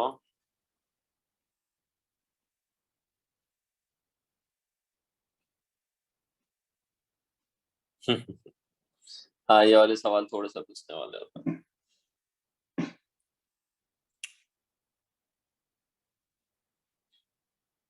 हाँ, तो basically it's B. Risk data should form an integral part of risk management framework. We know that it should happen. Timely integration of risk data should be carried out immediately. A new firm is acquired, तो जितनी जल्दी हो जाए उतना बेहतर है. Human and financial resources should be directed towards risk data aggregation, and therefore board should approve the framework. तो board की responsibility हर framework की आती है, तो उसकी भी है. There should not be multiple sources. There should be one single source. एक जगह से सारा data चाहिए in an ideal manner. नहीं होता कुछ केसेस में, but ideally your risk data should be coming from one single source to avoid any reliability issue. एक जगह से कोई रिपोर्ट निकल के आ रही है, एक जगह से रिपोर्ट कोई और रिपोर्ट निकल के, हाउ डू यू नो कि कौन सी सही है? ठीक है. Next chapter is enterprise risk management, enterprise management is an integrated and a centralized approach under ERM, which is more effective, which is more centralized, which is more, more convenient. Convenient तो नहीं, basically more beneficial for organizations to have. ठीक है. इसके against क्या थी? इसके against थी silo based approach. Silo based approach वो थी जिसमें हर डिपार्टमेंट लेवल पे जो है वो रिस्क मैनेज हो रहा होता था और आपको ब्रॉडर पता नहीं होता था कि जी क्या हो रहा है. ठीक है. देयर इज अ डिपार्टमेंट हमने पढ़ा था कि जी जो इंश्योरेंस डिपार्टमेंट है वो एक्चुअल डिपार्टमेंट इंश्योरेंस देख रहा है, लैंडिंग वाला क्रेडिट देख रहा है, operations वाला जो operation is देख रहा है, but they are not interacting. There is no single person who is involved in managing these things. So enterprise risk management is the process. It's a system basically where you have an integrated approach. So there's a guy who is called CRO, which we just earlier discussed. That guy is responsible for managing it all together. एक जगह पे एक desk पे सारा risk आके manage हो रहा होता है. So it is a comprehensive and it is an integrated framework which assists banks in utilizing their potential. ठीक है. बेनिफिट्स क्या आते हैं जी? इंटीग्रेशन हो जाती है रिस्क ऑर्गेनाइजेशन की, रिस्क ट्रांसफर बहुत अच्छे तरीके से हो जाता है. फॉर एग्जांपल रिस्क ट्रांसफर अच्छे तरीके से मुराद ये कि हो सकता है कि दो अलग अलग डिपार्टमेंट एक ही तरह का रिस्क ट्रांसफर कर रहे हो और शायद वो एक दूसरे से आपस में जो है वो रिस्क ट्रांसफर कर सकते हैं एक दूसरे का. बिजनेस प्रोसेस अच्छे इंटीग्रेट हो जाते हैं. ठीक है. बेनिफिट्स क्या होते हैं? ऑर्गेनाइजेशन इफेक्टिवनेस आती है, रिस्क रिपोर्टिंग अच्छी होती है, बिजनेस परफॉर्मेंस बेहतर होती है. ठीक है. लेकिन इसकी जो implementation it's a costly process और time consuming process. Traditional risk management ERM आपको पता है कि जी इसमें जो है वो बिजनेस लाइन पे होता है, इसमें इंटीग्रेटेड होता है, इसमें आइसोलेशन में काम होता है, इसमें इंटीग्रेशन में काम होता है. डिफरेंट रिस्क मैट्रिक्स चल रहे होते हैं, यहाँ पे सेम रिस्क मैट्रिक्स चल रहा होता है. Value at risk for example आता है. रिस्क एग्रीगेटेड जो है वो डिफिकल्टी होती है उसके रिस्क पिक्चर में. यहाँ पे ऐसे टूल्स इस्तेमाल होते हैं which can integrate the risk at a single level. Her type जो है वो रिस्क स्प्रेड ट्रांसफर मैकेनिज्म में होती है, इसमें ट्रांसफर की कॉस्ट कम हो जाती है. हर किसी की अपनी अप्रोच होती है. यहाँ पे एक ऑर्गेनाइजेशन लेवल पे अप्रोच होती है, क्या अवॉइड करना है, क्या मिटिगेट करना है. और यहाँ पे इंटीग्रेशन पॉसिबल नहीं है, यहाँ पे इंटीग्रेशन पॉसिबल है. अच्छा, तो ERM प्रोग्राम था, उसकी 5 ब्रॉड डायमेंशन थी, 5 ब्रॉड इम्प्लीमेंटेशन इस एस्पेक्ट कह लें. पहला ये है कि आप टारगेट्स बताते थे, रिस्क एपेटाइट क्या होगी, स्ट्रेटजी गोल्स क्या होंगे. फिर उसका स्ट्रक्चर डिफाइन होता था कि जी कौन सी पार्टीज होंगी, क्या करेंगी, CRO क्या करेगा, ग्लोबल रिस्क कमेटी की क्या रोल होगा. देन आइडेंटिफिकेशन होती है मैट्रिक्स की, कौन सा मैट्रिक्स इस्तेमाल होगा, वैल्यूएट रिस्क होगा, रिस्क कंट्रोल मैट्रिक्स बनेगा, कितनी इंश्योरेंस ट्रांसफर होगी. फिर आपका ERM स्ट्रेटजीज आएंगी कि जी क्या स्ट्रेटजी होगी, कितना अवॉइड करना है, कितना वो करना, सारा क्या होगा एक इंटीग्रेटेड बिजनेस लेवल पे होगा, फर्म लेवल पे चीज हो रही होगी. और उसके बाद हम कल्चर की बात करेंगे. तमाम तर जो डिस्कशन आता है ERM में, it comes down, it drills down to culture that their firm should have strong risk culture. हर किसी को पता होगा क्या रिस्क कल्चर है, किस तरीके से प्रैक्टिस की जा रही है. कल्चर से मुराद ये है कि आपकी फर्म की क्या गोल्स हैं, क्या कस्टम्स हैं, क्या वैल्यूज हैं. ऐसा तो नहीं है कि रिस्क मैनेजमेंट में बातें तो हो रही हैं बट बहुत एक्सेसिव रिस्क टेकिंग भी हो रही है. ठीक है. रिस्क मैनेजमेंट का पूरी ऑर्गेनाइजेशन में पता ही नहीं है किसी को क्या चल रहा है. There is no awareness about the risk management aspect, about the risk management practices. There is no understanding of the risk culture of the corporate norms. क्या क्या इसके इंडिकेटर्स हो सकते हैं? अकाउंटेबिलिटी हो सकती है, ठीक है, कि जो काम कर रहा है उसे जो काम असाइंड है वो है, हो रहा है कि नहीं हो रहा है. ठीक है.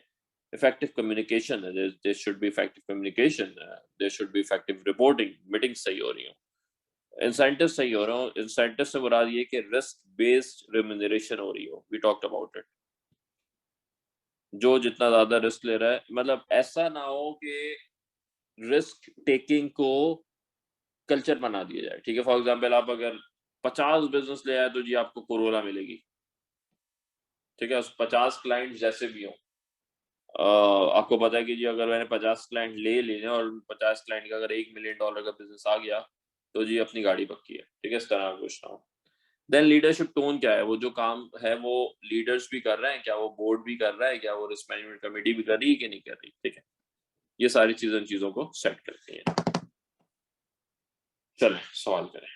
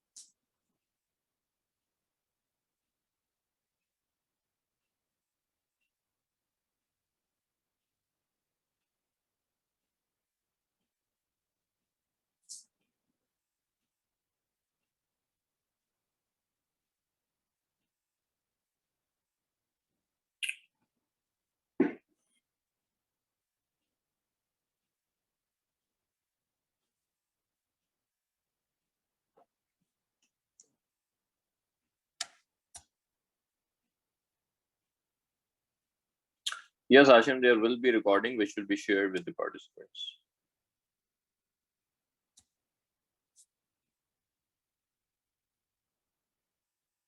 Huh. So basically, the first statement talks about that risk could be also be transferred to the third party if it's cost effective to manage those risks. ऐसे बिल्कुल सही है. Second statement भी सही होती, but basically क्या कह रहा है, risk transfer aggregates risk exposures and allows for diversification of risk to offsetting risk positions and monitoring for risk concentrations against defined risk limits.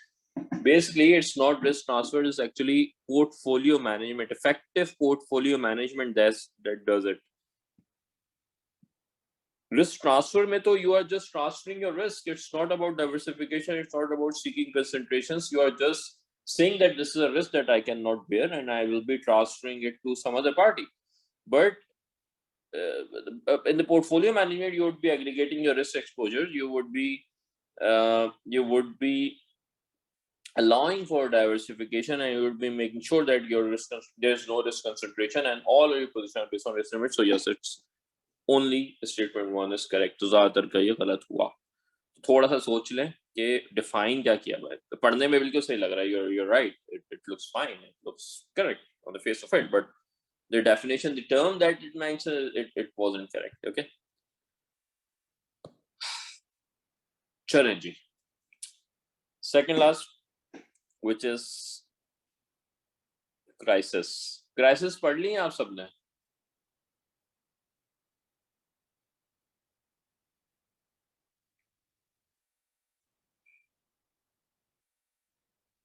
हाँ, तो हम इसे स्किम थ्रू करेंगे, बहुत ज्यादा डिटेल में नहीं जाएंगे.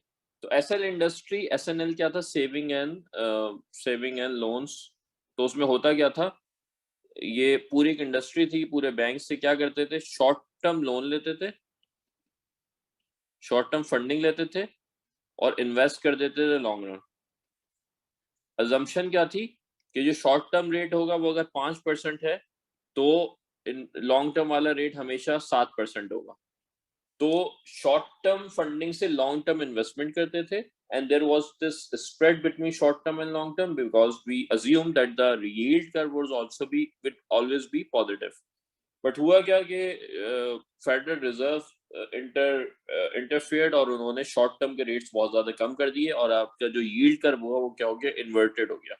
ठीक है, जब यील्ड कन्वर्टेड हुआ तो उनकी जो है वो ये स्प्रेड कम हो गया और जिस वजह से जो है वो उन्हें बहुत ज्यादा, क्योंकि शॉर्ट टर्म फंडिंग थी, लॉन्ग टर्म फंडिंग नहीं ले सके, लेवरेजिंग थी, इस वजह से उन्हें बहुत ज्यादा लॉसेस हुए और बहुत ज्यादा ये इंडस्ट्री वाइड जो है लॉसेस बुक करने पड़े. ठीक है, तो क्या किया उन्होंने, इंटरेस्ट रेट को सही मैनेज नहीं किया. Industry loss even more money through poor credit and business risk. ठीक है, मिसमैचिंग थी बेसिकली बिजनेस एक्टिविटी. अच्छा, ये सारे जितने भी क्राइसिस होंगे ना, यू शुड रिमेंबर थे इनके पीछे स्ट्रेटेजी क्या थी, what happened there, what was the issue and what could be the lessons.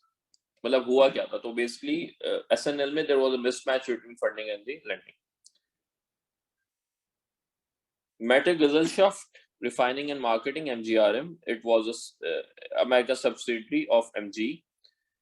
It was an international trading and engineering company. हुआ क्या था कि they offered customers to buy fixed amount of heating oil. ठीक है, premium रखते थे, premium रख के आगे बेच देते थे और ऑप्शन होता था कि जो कस्टमर थे they could exit at any time given the spot price is above the fixed price. ठीक है, बेसिकली उनके पास ऑप्शन होता था इस चीज को करने का. अच्छा, हुआ क्या, अच्छा इस वजह से उनकी क्या हुई, they had significant short positions in long term forward contracts. ठीक है, लेकिन उनकी जो हेजिंग की उस लॉन्ग टर्म कॉन्ट्रैक्ट की वो short term stack and roll hedging strategy. Stack and roll hedging strategy क्या थी, जल्दी से बताएं. What was this stack and roll hedging strategy, which was not very much preferred if it's a mismatch between your hedge position and your hedge instrument.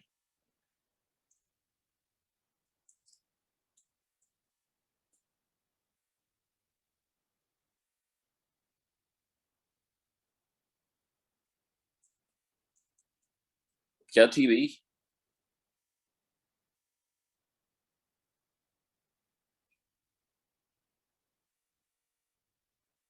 Bye short term futures, और उससे आप stack and role करें, मतलब एक महीने का लिया, अगले महीने दोबारा खरीद लिया, उससे अगले महीने लिया, दोबारा खरीद लिया, ठीक है। उसमें मसला क्या होता था, रेट्स नहीं सही मिलते थे, या फिर आपको वो पोजीशन भी शायद सही नहीं मिलती थी। अच्छा, हुआ क्या फिर, ये जो बहुत ज्यादा ऑयल कॉन्ट्रैक्ट्स थे, उसके बाद जो है वो आपको ऑयल प्राइसेस बहुत ज्यादा गिरे। ऑयल प्राइसेस गिरने की वजह से जो शॉर्ट पोजीशन में उन्हें बहुत ज्यादा लॉसेस होना शुरू हुए, and it leads to $900 million। और फिर इनका जो हुआ, ऑयल प्राइसेस की वजह से मार्जिन कॉल्स लगना शुरू हुई। मार्जिन कॉल क्या थी? मार्जिन कॉल जब थी, जब आपका जो आपने मिनिमम पेमेंट रखवाई हुई है for that transaction, it becomes lower, ठीक है। देन इनकी जो असल मसला ये आया, क्योंकि शॉर्ट टर्म फंडिंग थी और शॉर्ट टर्म हेजिंग थी और लॉन्ग टर्म कॉन्ट्रैक्ट्स थे, तो they started having liquidity issues. तो लिक्विडेट करने के लिए उनकी जो 20 दिन चाहिए होते थे, और उसमें 55 डे लग जाते थे। तो बेसिकली क्योंकि शॉर्ट टर्म और लॉन्ग टर्म का मिसमैच था, तो देयर वाज लिक्विडिटी इश्यूज की वजह से दे स्टार्टेड बुकिंग लॉसेस। अच्छा,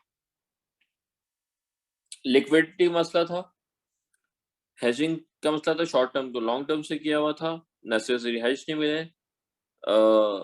फिर जो है वो ऑफिशियल रिकॉर्ड के मुताबिक उनकी जो जो एक्सपोजर था वो भी बहुत ज्यादा था इसमें, ठीक है, it was very high. Modelling सही नहीं थी कि अगर ऑयल प्राइस कम होंगे तो क्या होगा, स्टैक एंड रोल स्ट्रेटजी का मसला था, और साइज ऑफ द पोजीशन, ठीक है, मतलब जो पोजीशन ली हुई थी वो बहुत बड़ी थी, उसकी फंडिंग बहुत ज्यादा मुश्किल काम था, ठीक है। अच्छा, फिर लॉन्ग टर्म कैपिटल मैनेजमेंट का केस था, ठीक है, हेज फंड था, हेज फंड ने इन्होंने इन्वेस्टमेंट की हुई थी, और इन्वेस्टमेंट इन्होंने ज्यादातर शॉर्ट टर्म पेपर्स से की हुई थी। अच्छा, इनकी इक्विटी 1990 में 4.8 की थी, और इनके जो एसेट्स थे वो 1 थी। इसका मतलब लेवरेज इनका बहुत ज्यादा था। लेवरेज आई थिंक इनका 26:1 का लेवरेज था, ठीक है, मतलब इनका जो डेट रेशियो था वो बहुत ज्यादा था। तो डेट रेशियो ज्यादा होने की वजह से इनका जो मसला था वो ये था कि जो इनकी strategy again short term long term की थी, जो फंडिंग उठाते थे, वो फंडिंग उठाते थे कहाँ से, वो फंडिंग उठाते थे कमर्शियल पेपर से, ठीक है। तो अचानक रशिया का क्राइसिस आया, करेंसी डीवैल्यू हुई, उस वजह से तमाम तर जो फ्लाइट हुई कहाँ पे हुई, वो अमेरिकन यूएस ट्रेजरी और जर्मन बॉन्ड्स पे हुई, जो कि ये इस्तेमाल करते थे अपनी फंडिंग स्ट्रेटजी के लिए। उसके रेट्स बहुत ऊपर चले गए, इस वजह से एक ही उसमें जो है वो they had to lose about 40% of their value which was $2 billion, और उन्हें जो है वो ये उठाना पड़ा नुकसान, किस वजह से, largely because of model risk which lead to liquidity risk. उनकी जो मॉडलिंग थी वो सही नहीं थी, उन्होंने जो रिस्क मैनेजमेंट की हुई थी, हेजिंग की हुई थी, वो सही नहीं थी। नुकसान क्या थे, लेसन्स क्या हैं? ड्रामेटिक चेंज हो सकती है, कोरिलेशन बहुत ज्यादा हो सकती है between events. So apparently Russia के डिफॉल्ट का अमेरिकन मार्केट से कोई लिंक नहीं होना चाहिए था, but it it happened whenever there is a crisis. जो पैसा है वो निकल के सेफ हेवंस में आता है, सेफ हेवंस में बाद अमेरिका में यूएसडी में इन्वेस्ट होता है, ठीक है। फिर इंटरनल लिक्विडिटी क्रंच की वजह से जो मार्जिन कॉस्ट लगना शुरू हुई। फिर उनकी बहुत ज्यादा रिलायंस थी वैल्यू एट रिस्क मॉडल पे, ठीक है, जो कि आपको पता है कि क्या देता है, वो सिर्फ आपको वर्स्ट केस सिनेरियो देता है। ये बताता है कि मैक्सिमम कितना लॉस होगा, उससे ऊपर कितना लॉस होगा वो नहीं बताता, ठीक है, ये हमने डिसएडवांटेज पढ़ा था। अच्छा,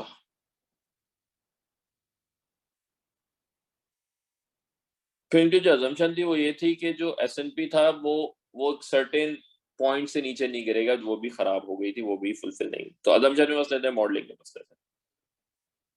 फिर हमारा था बेरिंग्स बैंक। क्या था, निकलीसन एक बंदा था जो कि बेरिंग बैंक में आके सिंगापुर में रखा, उसने जो है वो स्पेकुलेटिव ट्रेड्स करना शुरू की। स्पेकुलेटिव ट्रेड्स करके उसने 2 बुक्स बनाई, और उसने जो है वो प्रॉफिट दिखाता था कैसे अपने हेड ऑफिस को, और जो असल लॉसेस थे वो अपने पास रखता था। जब ये आके पता चला कि जी इतना ज्यादा नुकसान हुआ है, तो it was too late, and Barings bank had to be sold in dollar worth, ठीक है। तो रिपोर्टिंग का मसला था, फ्रंट ऑफिस बैक ऑफिस दोनों उसके पास था। फिर ये था कि अगर कंसिस्टेंट प्रॉफिट आए तो इट शुड बी एनालाइज्ड। होता ये था कि उसके जो प्रॉफिट्स थे वो एबनॉर्मली हाई थे, और risk management also raise this, but क्योंकि प्रॉफिट आ रहा था, didn't bother about it, ठीक है। रिस्क मैनेजमेंट को देखना चाहिए कि जो प्रॉफिट्स हैं वो लॉजिकल हैं कि नहीं है। रेगुलेशंस का मसला था, रेगुलेशंस उस वक्त जो है वो कोई भी सेग्रीगेशन ऑफ ड्यूटीज की नहीं थी, रिपोर्टिंग लाइंस की कोई नहीं थी। कंसंट्रेशन रिस्क जो है वो था क्योंकि पीछे कैपिटल एडिक्वेसी कुछ नहीं थी। तो ये मेजर उसमें मसले थे।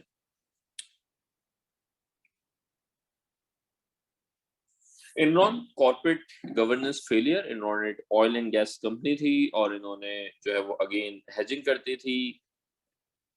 इसमें हेजिंग पोजीशन उनकी खराब हुई जिस वजह से उन्हें जो है वो लॉस बुक करना पड़ा।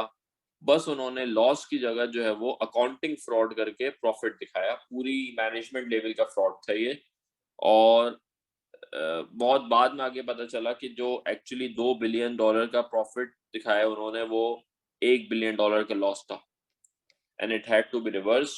उसमें ऑडिटर्स में भी बहुत ज्यादा मसले हुए और 2001 में इनरॉन को बैंकरप्सी फाइल करनी पड़ी, ठीक है। तो सीनियर मैनेजमेंट इन्वॉल्व थी, एसपीवी के नुकसान थे, उन्होंने एसपीवी क्रिएट करके लॉस को प्रॉफिट में कन्वर्ट कर दिया था। ऑडिट फंक्शन आउटसोर्स हुआ हुआ तो उन्होंने सही वो नहीं की, सर्वर एक्सलैग उस वक्त नहीं लगा था। चलें जी, सवाल करें।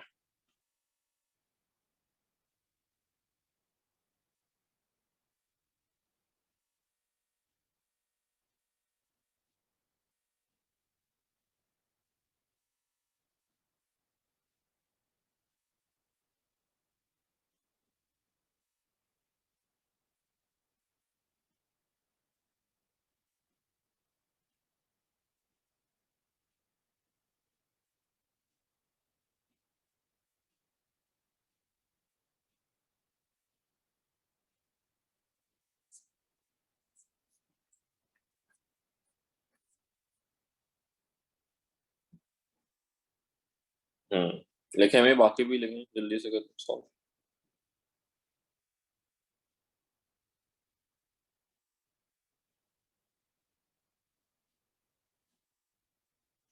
हाँ तो जी उन्हें लॉसेस हुए क्योंकि डिक्लाइन था ऑयल प्राइसेस में, जिसकी वजह से अनरियलाइज लॉसेस और subsequent margin calls I and उस वजह से जो है वो it was all became problematic.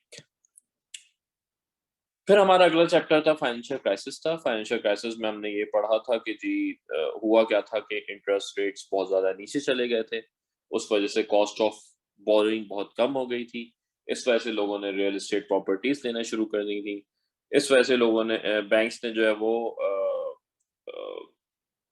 बहुत ज्यादा लैंडिंग शुरू कर दी। अचानक जो है वो हाउसिंग प्राइसेस बहुत कम हो गए, उस वजह से लिक्विडिटी क्राइसिस आया और बैंक्स को जो है वो लॉसेस बुक करने पड़े, ठीक है। मेच्योरिटी मिसमैच का मसला था। यहाँ पे देख लेते हैं हाउसिंग क्राइसिस, मॉर्गेज आया वो बस्ट हुआ, प्राइसेस बढ़ते रहे बढ़ते रहे बढ़ते रहे। मॉर्गेज सब प्राइम मॉर्गेजिंग के यहाँ पे बहुत मसला था। सब प्राइम मॉर्गेजेस वो मॉर्गेजेस थे जो कि क्वालिटी मॉर्गेजेस नहीं थे। निंजा लोन्स और ये सारी चीजें हमने बहुत ज्यादा पढ़ी थी। These were the loans which should not have been given, but it was given because of OTD model, क्योंकि risk credit risk उन्होंने अपनी बुक्स में नहीं रखा था, ठीक है। Then there was liquidity and credit spread crunch, which affected the overall market. There was economy-wide recession in the US, which led to steep fall in global trade and investment, and all of these things uh, were linked to recession in advanced economies. Then banking crisis was led to sovereign crisis, बहुत सारी sovereigns default हुई, national debt पे issue आया, ठीक है। तो these are the things which caused issues. अच्छा causes क्या थे? सबसे पहला तो ये कि the central bank reduced the federal risk to 1%, ठीक है। वो बहुत कम हो गया, इस वजह से जो cost of borrowing है it brought significantly down.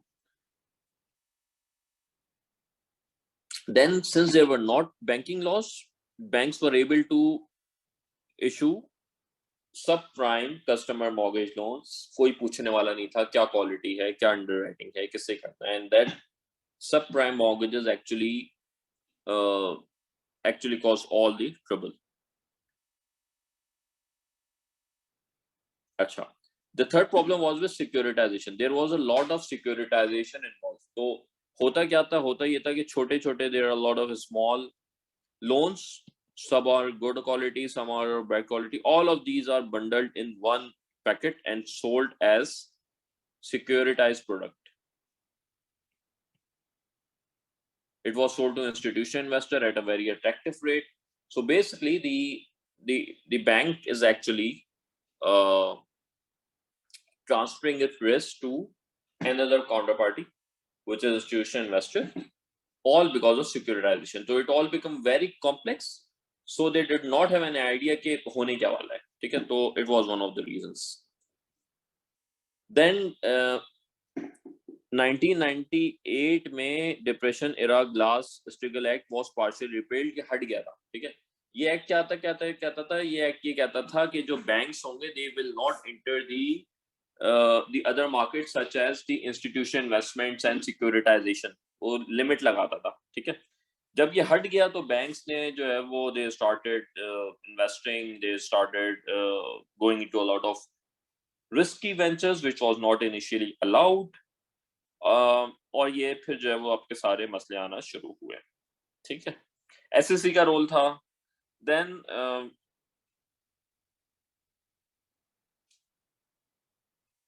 एक और आखिरी मसला ये था कि 1980s में वो क्राइसिस आया था, उसके बाद एक फेज शुरू हुआ था, उसे ग्रेड मॉडरेशन का था, ठीक है?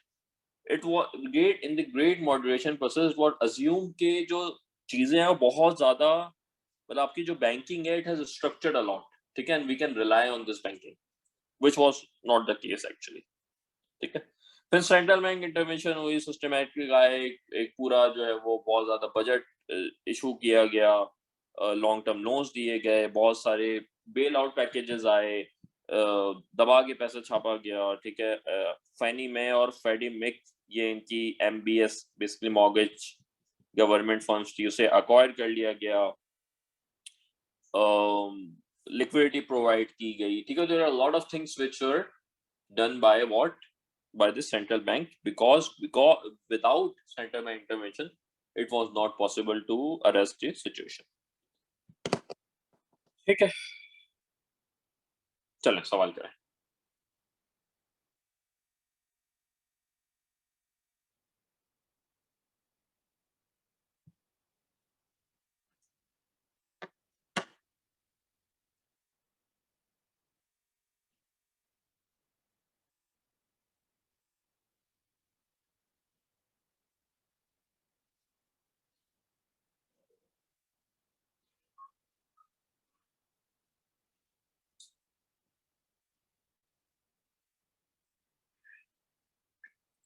हाँ, तो इट्स बेसिकली सी, जो इंक्रीजिंग मिडिल क्लास पॉपुलेशन थी, they needed houses, they had money and they could actually pay the down payment and you know get into the contract. फिर बहुत सारे ऐसे कॉन्ट्रैक्ट आ गए थे, फॉर एग्जांपल 228 आपको याद होगा, जिसमें for 2 years you do not make any payment and then you make payments in the next last 28 years. तो बहुत सारे उसमें ऐसे थे which made this this loans very affordable for all of the households. तो middle class का was one of the question. ठीक है, आखिरी चैप्टर है. I think we should be able to wrap it up before 2.5 hours. थोड़ा सा भी discussion कर लेंगे आपकी जो तैयारी चल रही है उसे लेके, बट आखिरी इस कोड ऑफ कंडक्ट इतना क्रिटिकल नहीं होता, हमने पढ़ा भी नहीं था, बट कोड ऑफ कंडक्ट में जी क्या क्या चीजें आती हैं कि आपको you should act professionally, you should have a good reasonable judgment, क्या चीज सही है क्या चीज नहीं है, you should take precaution, you should not represent any details, you should not engage in any professional misconduct, or you should be mindful of cultural differences. Conflict interest में क्या आता है? Conflict interest में जी आपको कोई हर ऐसी चीज अवॉइड करनी है which can be any conflict between you and the company, ठीक है? You should act fairly in all situations, you should disclose, अगर आपका conflict है भी you should be disclosing it. तो जरूरी नहीं आपने conflict नहीं लेना, जरूर अगर आपके पहले से आपके अगर भाई की इन्वेस्टमेंट है और आप उस ट्रेड में वो कर रहे हो या आपकी अपनी इन्वेस्टमेंट है, then you should just disclose it. Then make full and fair disclosures all matters that impact independence, objectivity. Independence अगर मसला है तो आप you should disclose it, ठीक है? Confidentiality basic बहुत ही रूल होता है हर कोड ऑफ कंडक्ट का, you should be confident, you should make sure कि तमाम इंफॉर्मेशन कॉन्फिडेंशियल हो. Then you have to follow all the rules and regulations of the risk management. You should execute things with independence, with diligence, with dedication. Communication सही होनी चाहिए. There should be a clear distinction between fact and opinion. Violation किसी भी code of conduct की नहीं होनी चाहिए. FRM का अपना कोड ऑफ कंडक्ट है. दे मेक श्योर के जितने भी गार्ड प्रोफेशनल्स हैं वो सही और अच्छी प्रोफेशनल प्रैक्टिसेस को फॉलो करते हो. और उसके बाद हमारा आ जाता है आखिरी सवाल.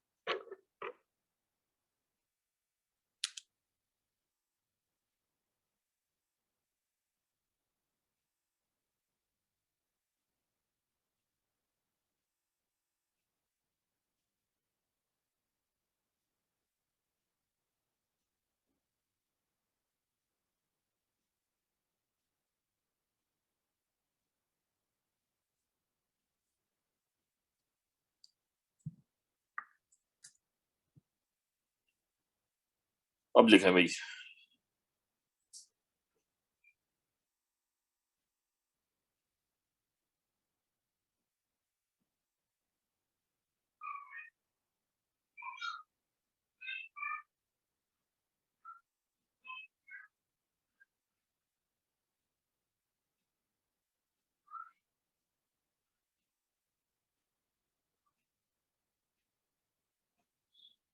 हाँ, तो सवाल ये है कि किया कि नहीं किया. तो क्या हो रहा है देखें, ग्रीन बेल्ट मार्केट फंड है. It directs its two subsidiaries to simultaneously buy and sell emerging stock market. तो ये क्या कर रही है, उसकी एक्टिविटी बढ़ा रही है. ठीक है. In its monthly investment outlook literature, जो monthly report देती, company points out to the overall emerging market volume. ठीक है. अच्छा, simultaneously buy sell से क्या हो रहा है, उसका volume बढ़ा, उसकी trades बढ़ रही है, उसकी number of trades बढ़ रही है. ठीक है.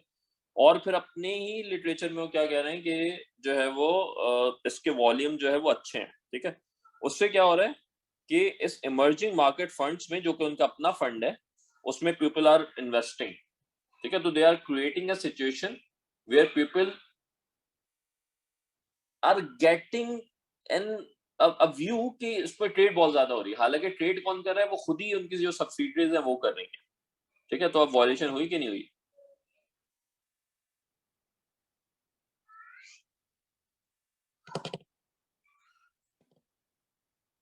जी हसन.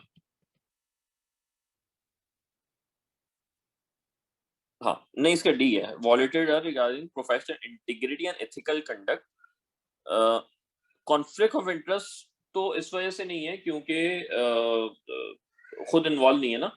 इंटीग्रिटी देखें, इसमें लीगली कोई मसला नहीं है. They can buy and sell up any वो. बट एथिकल मसला है, एथिकल प्रैक्टिस गलत है कि वो उसे खुद ही वॉल्यूम्स को बढ़ा रहे हैं. ठीक है. लीगली कोई मसला नहीं है. दे कैन बाय स्क्वायर करना पोजीशन, लीगली कोई मसला नहीं है, कॉन्फ्लिक्ट नहीं है.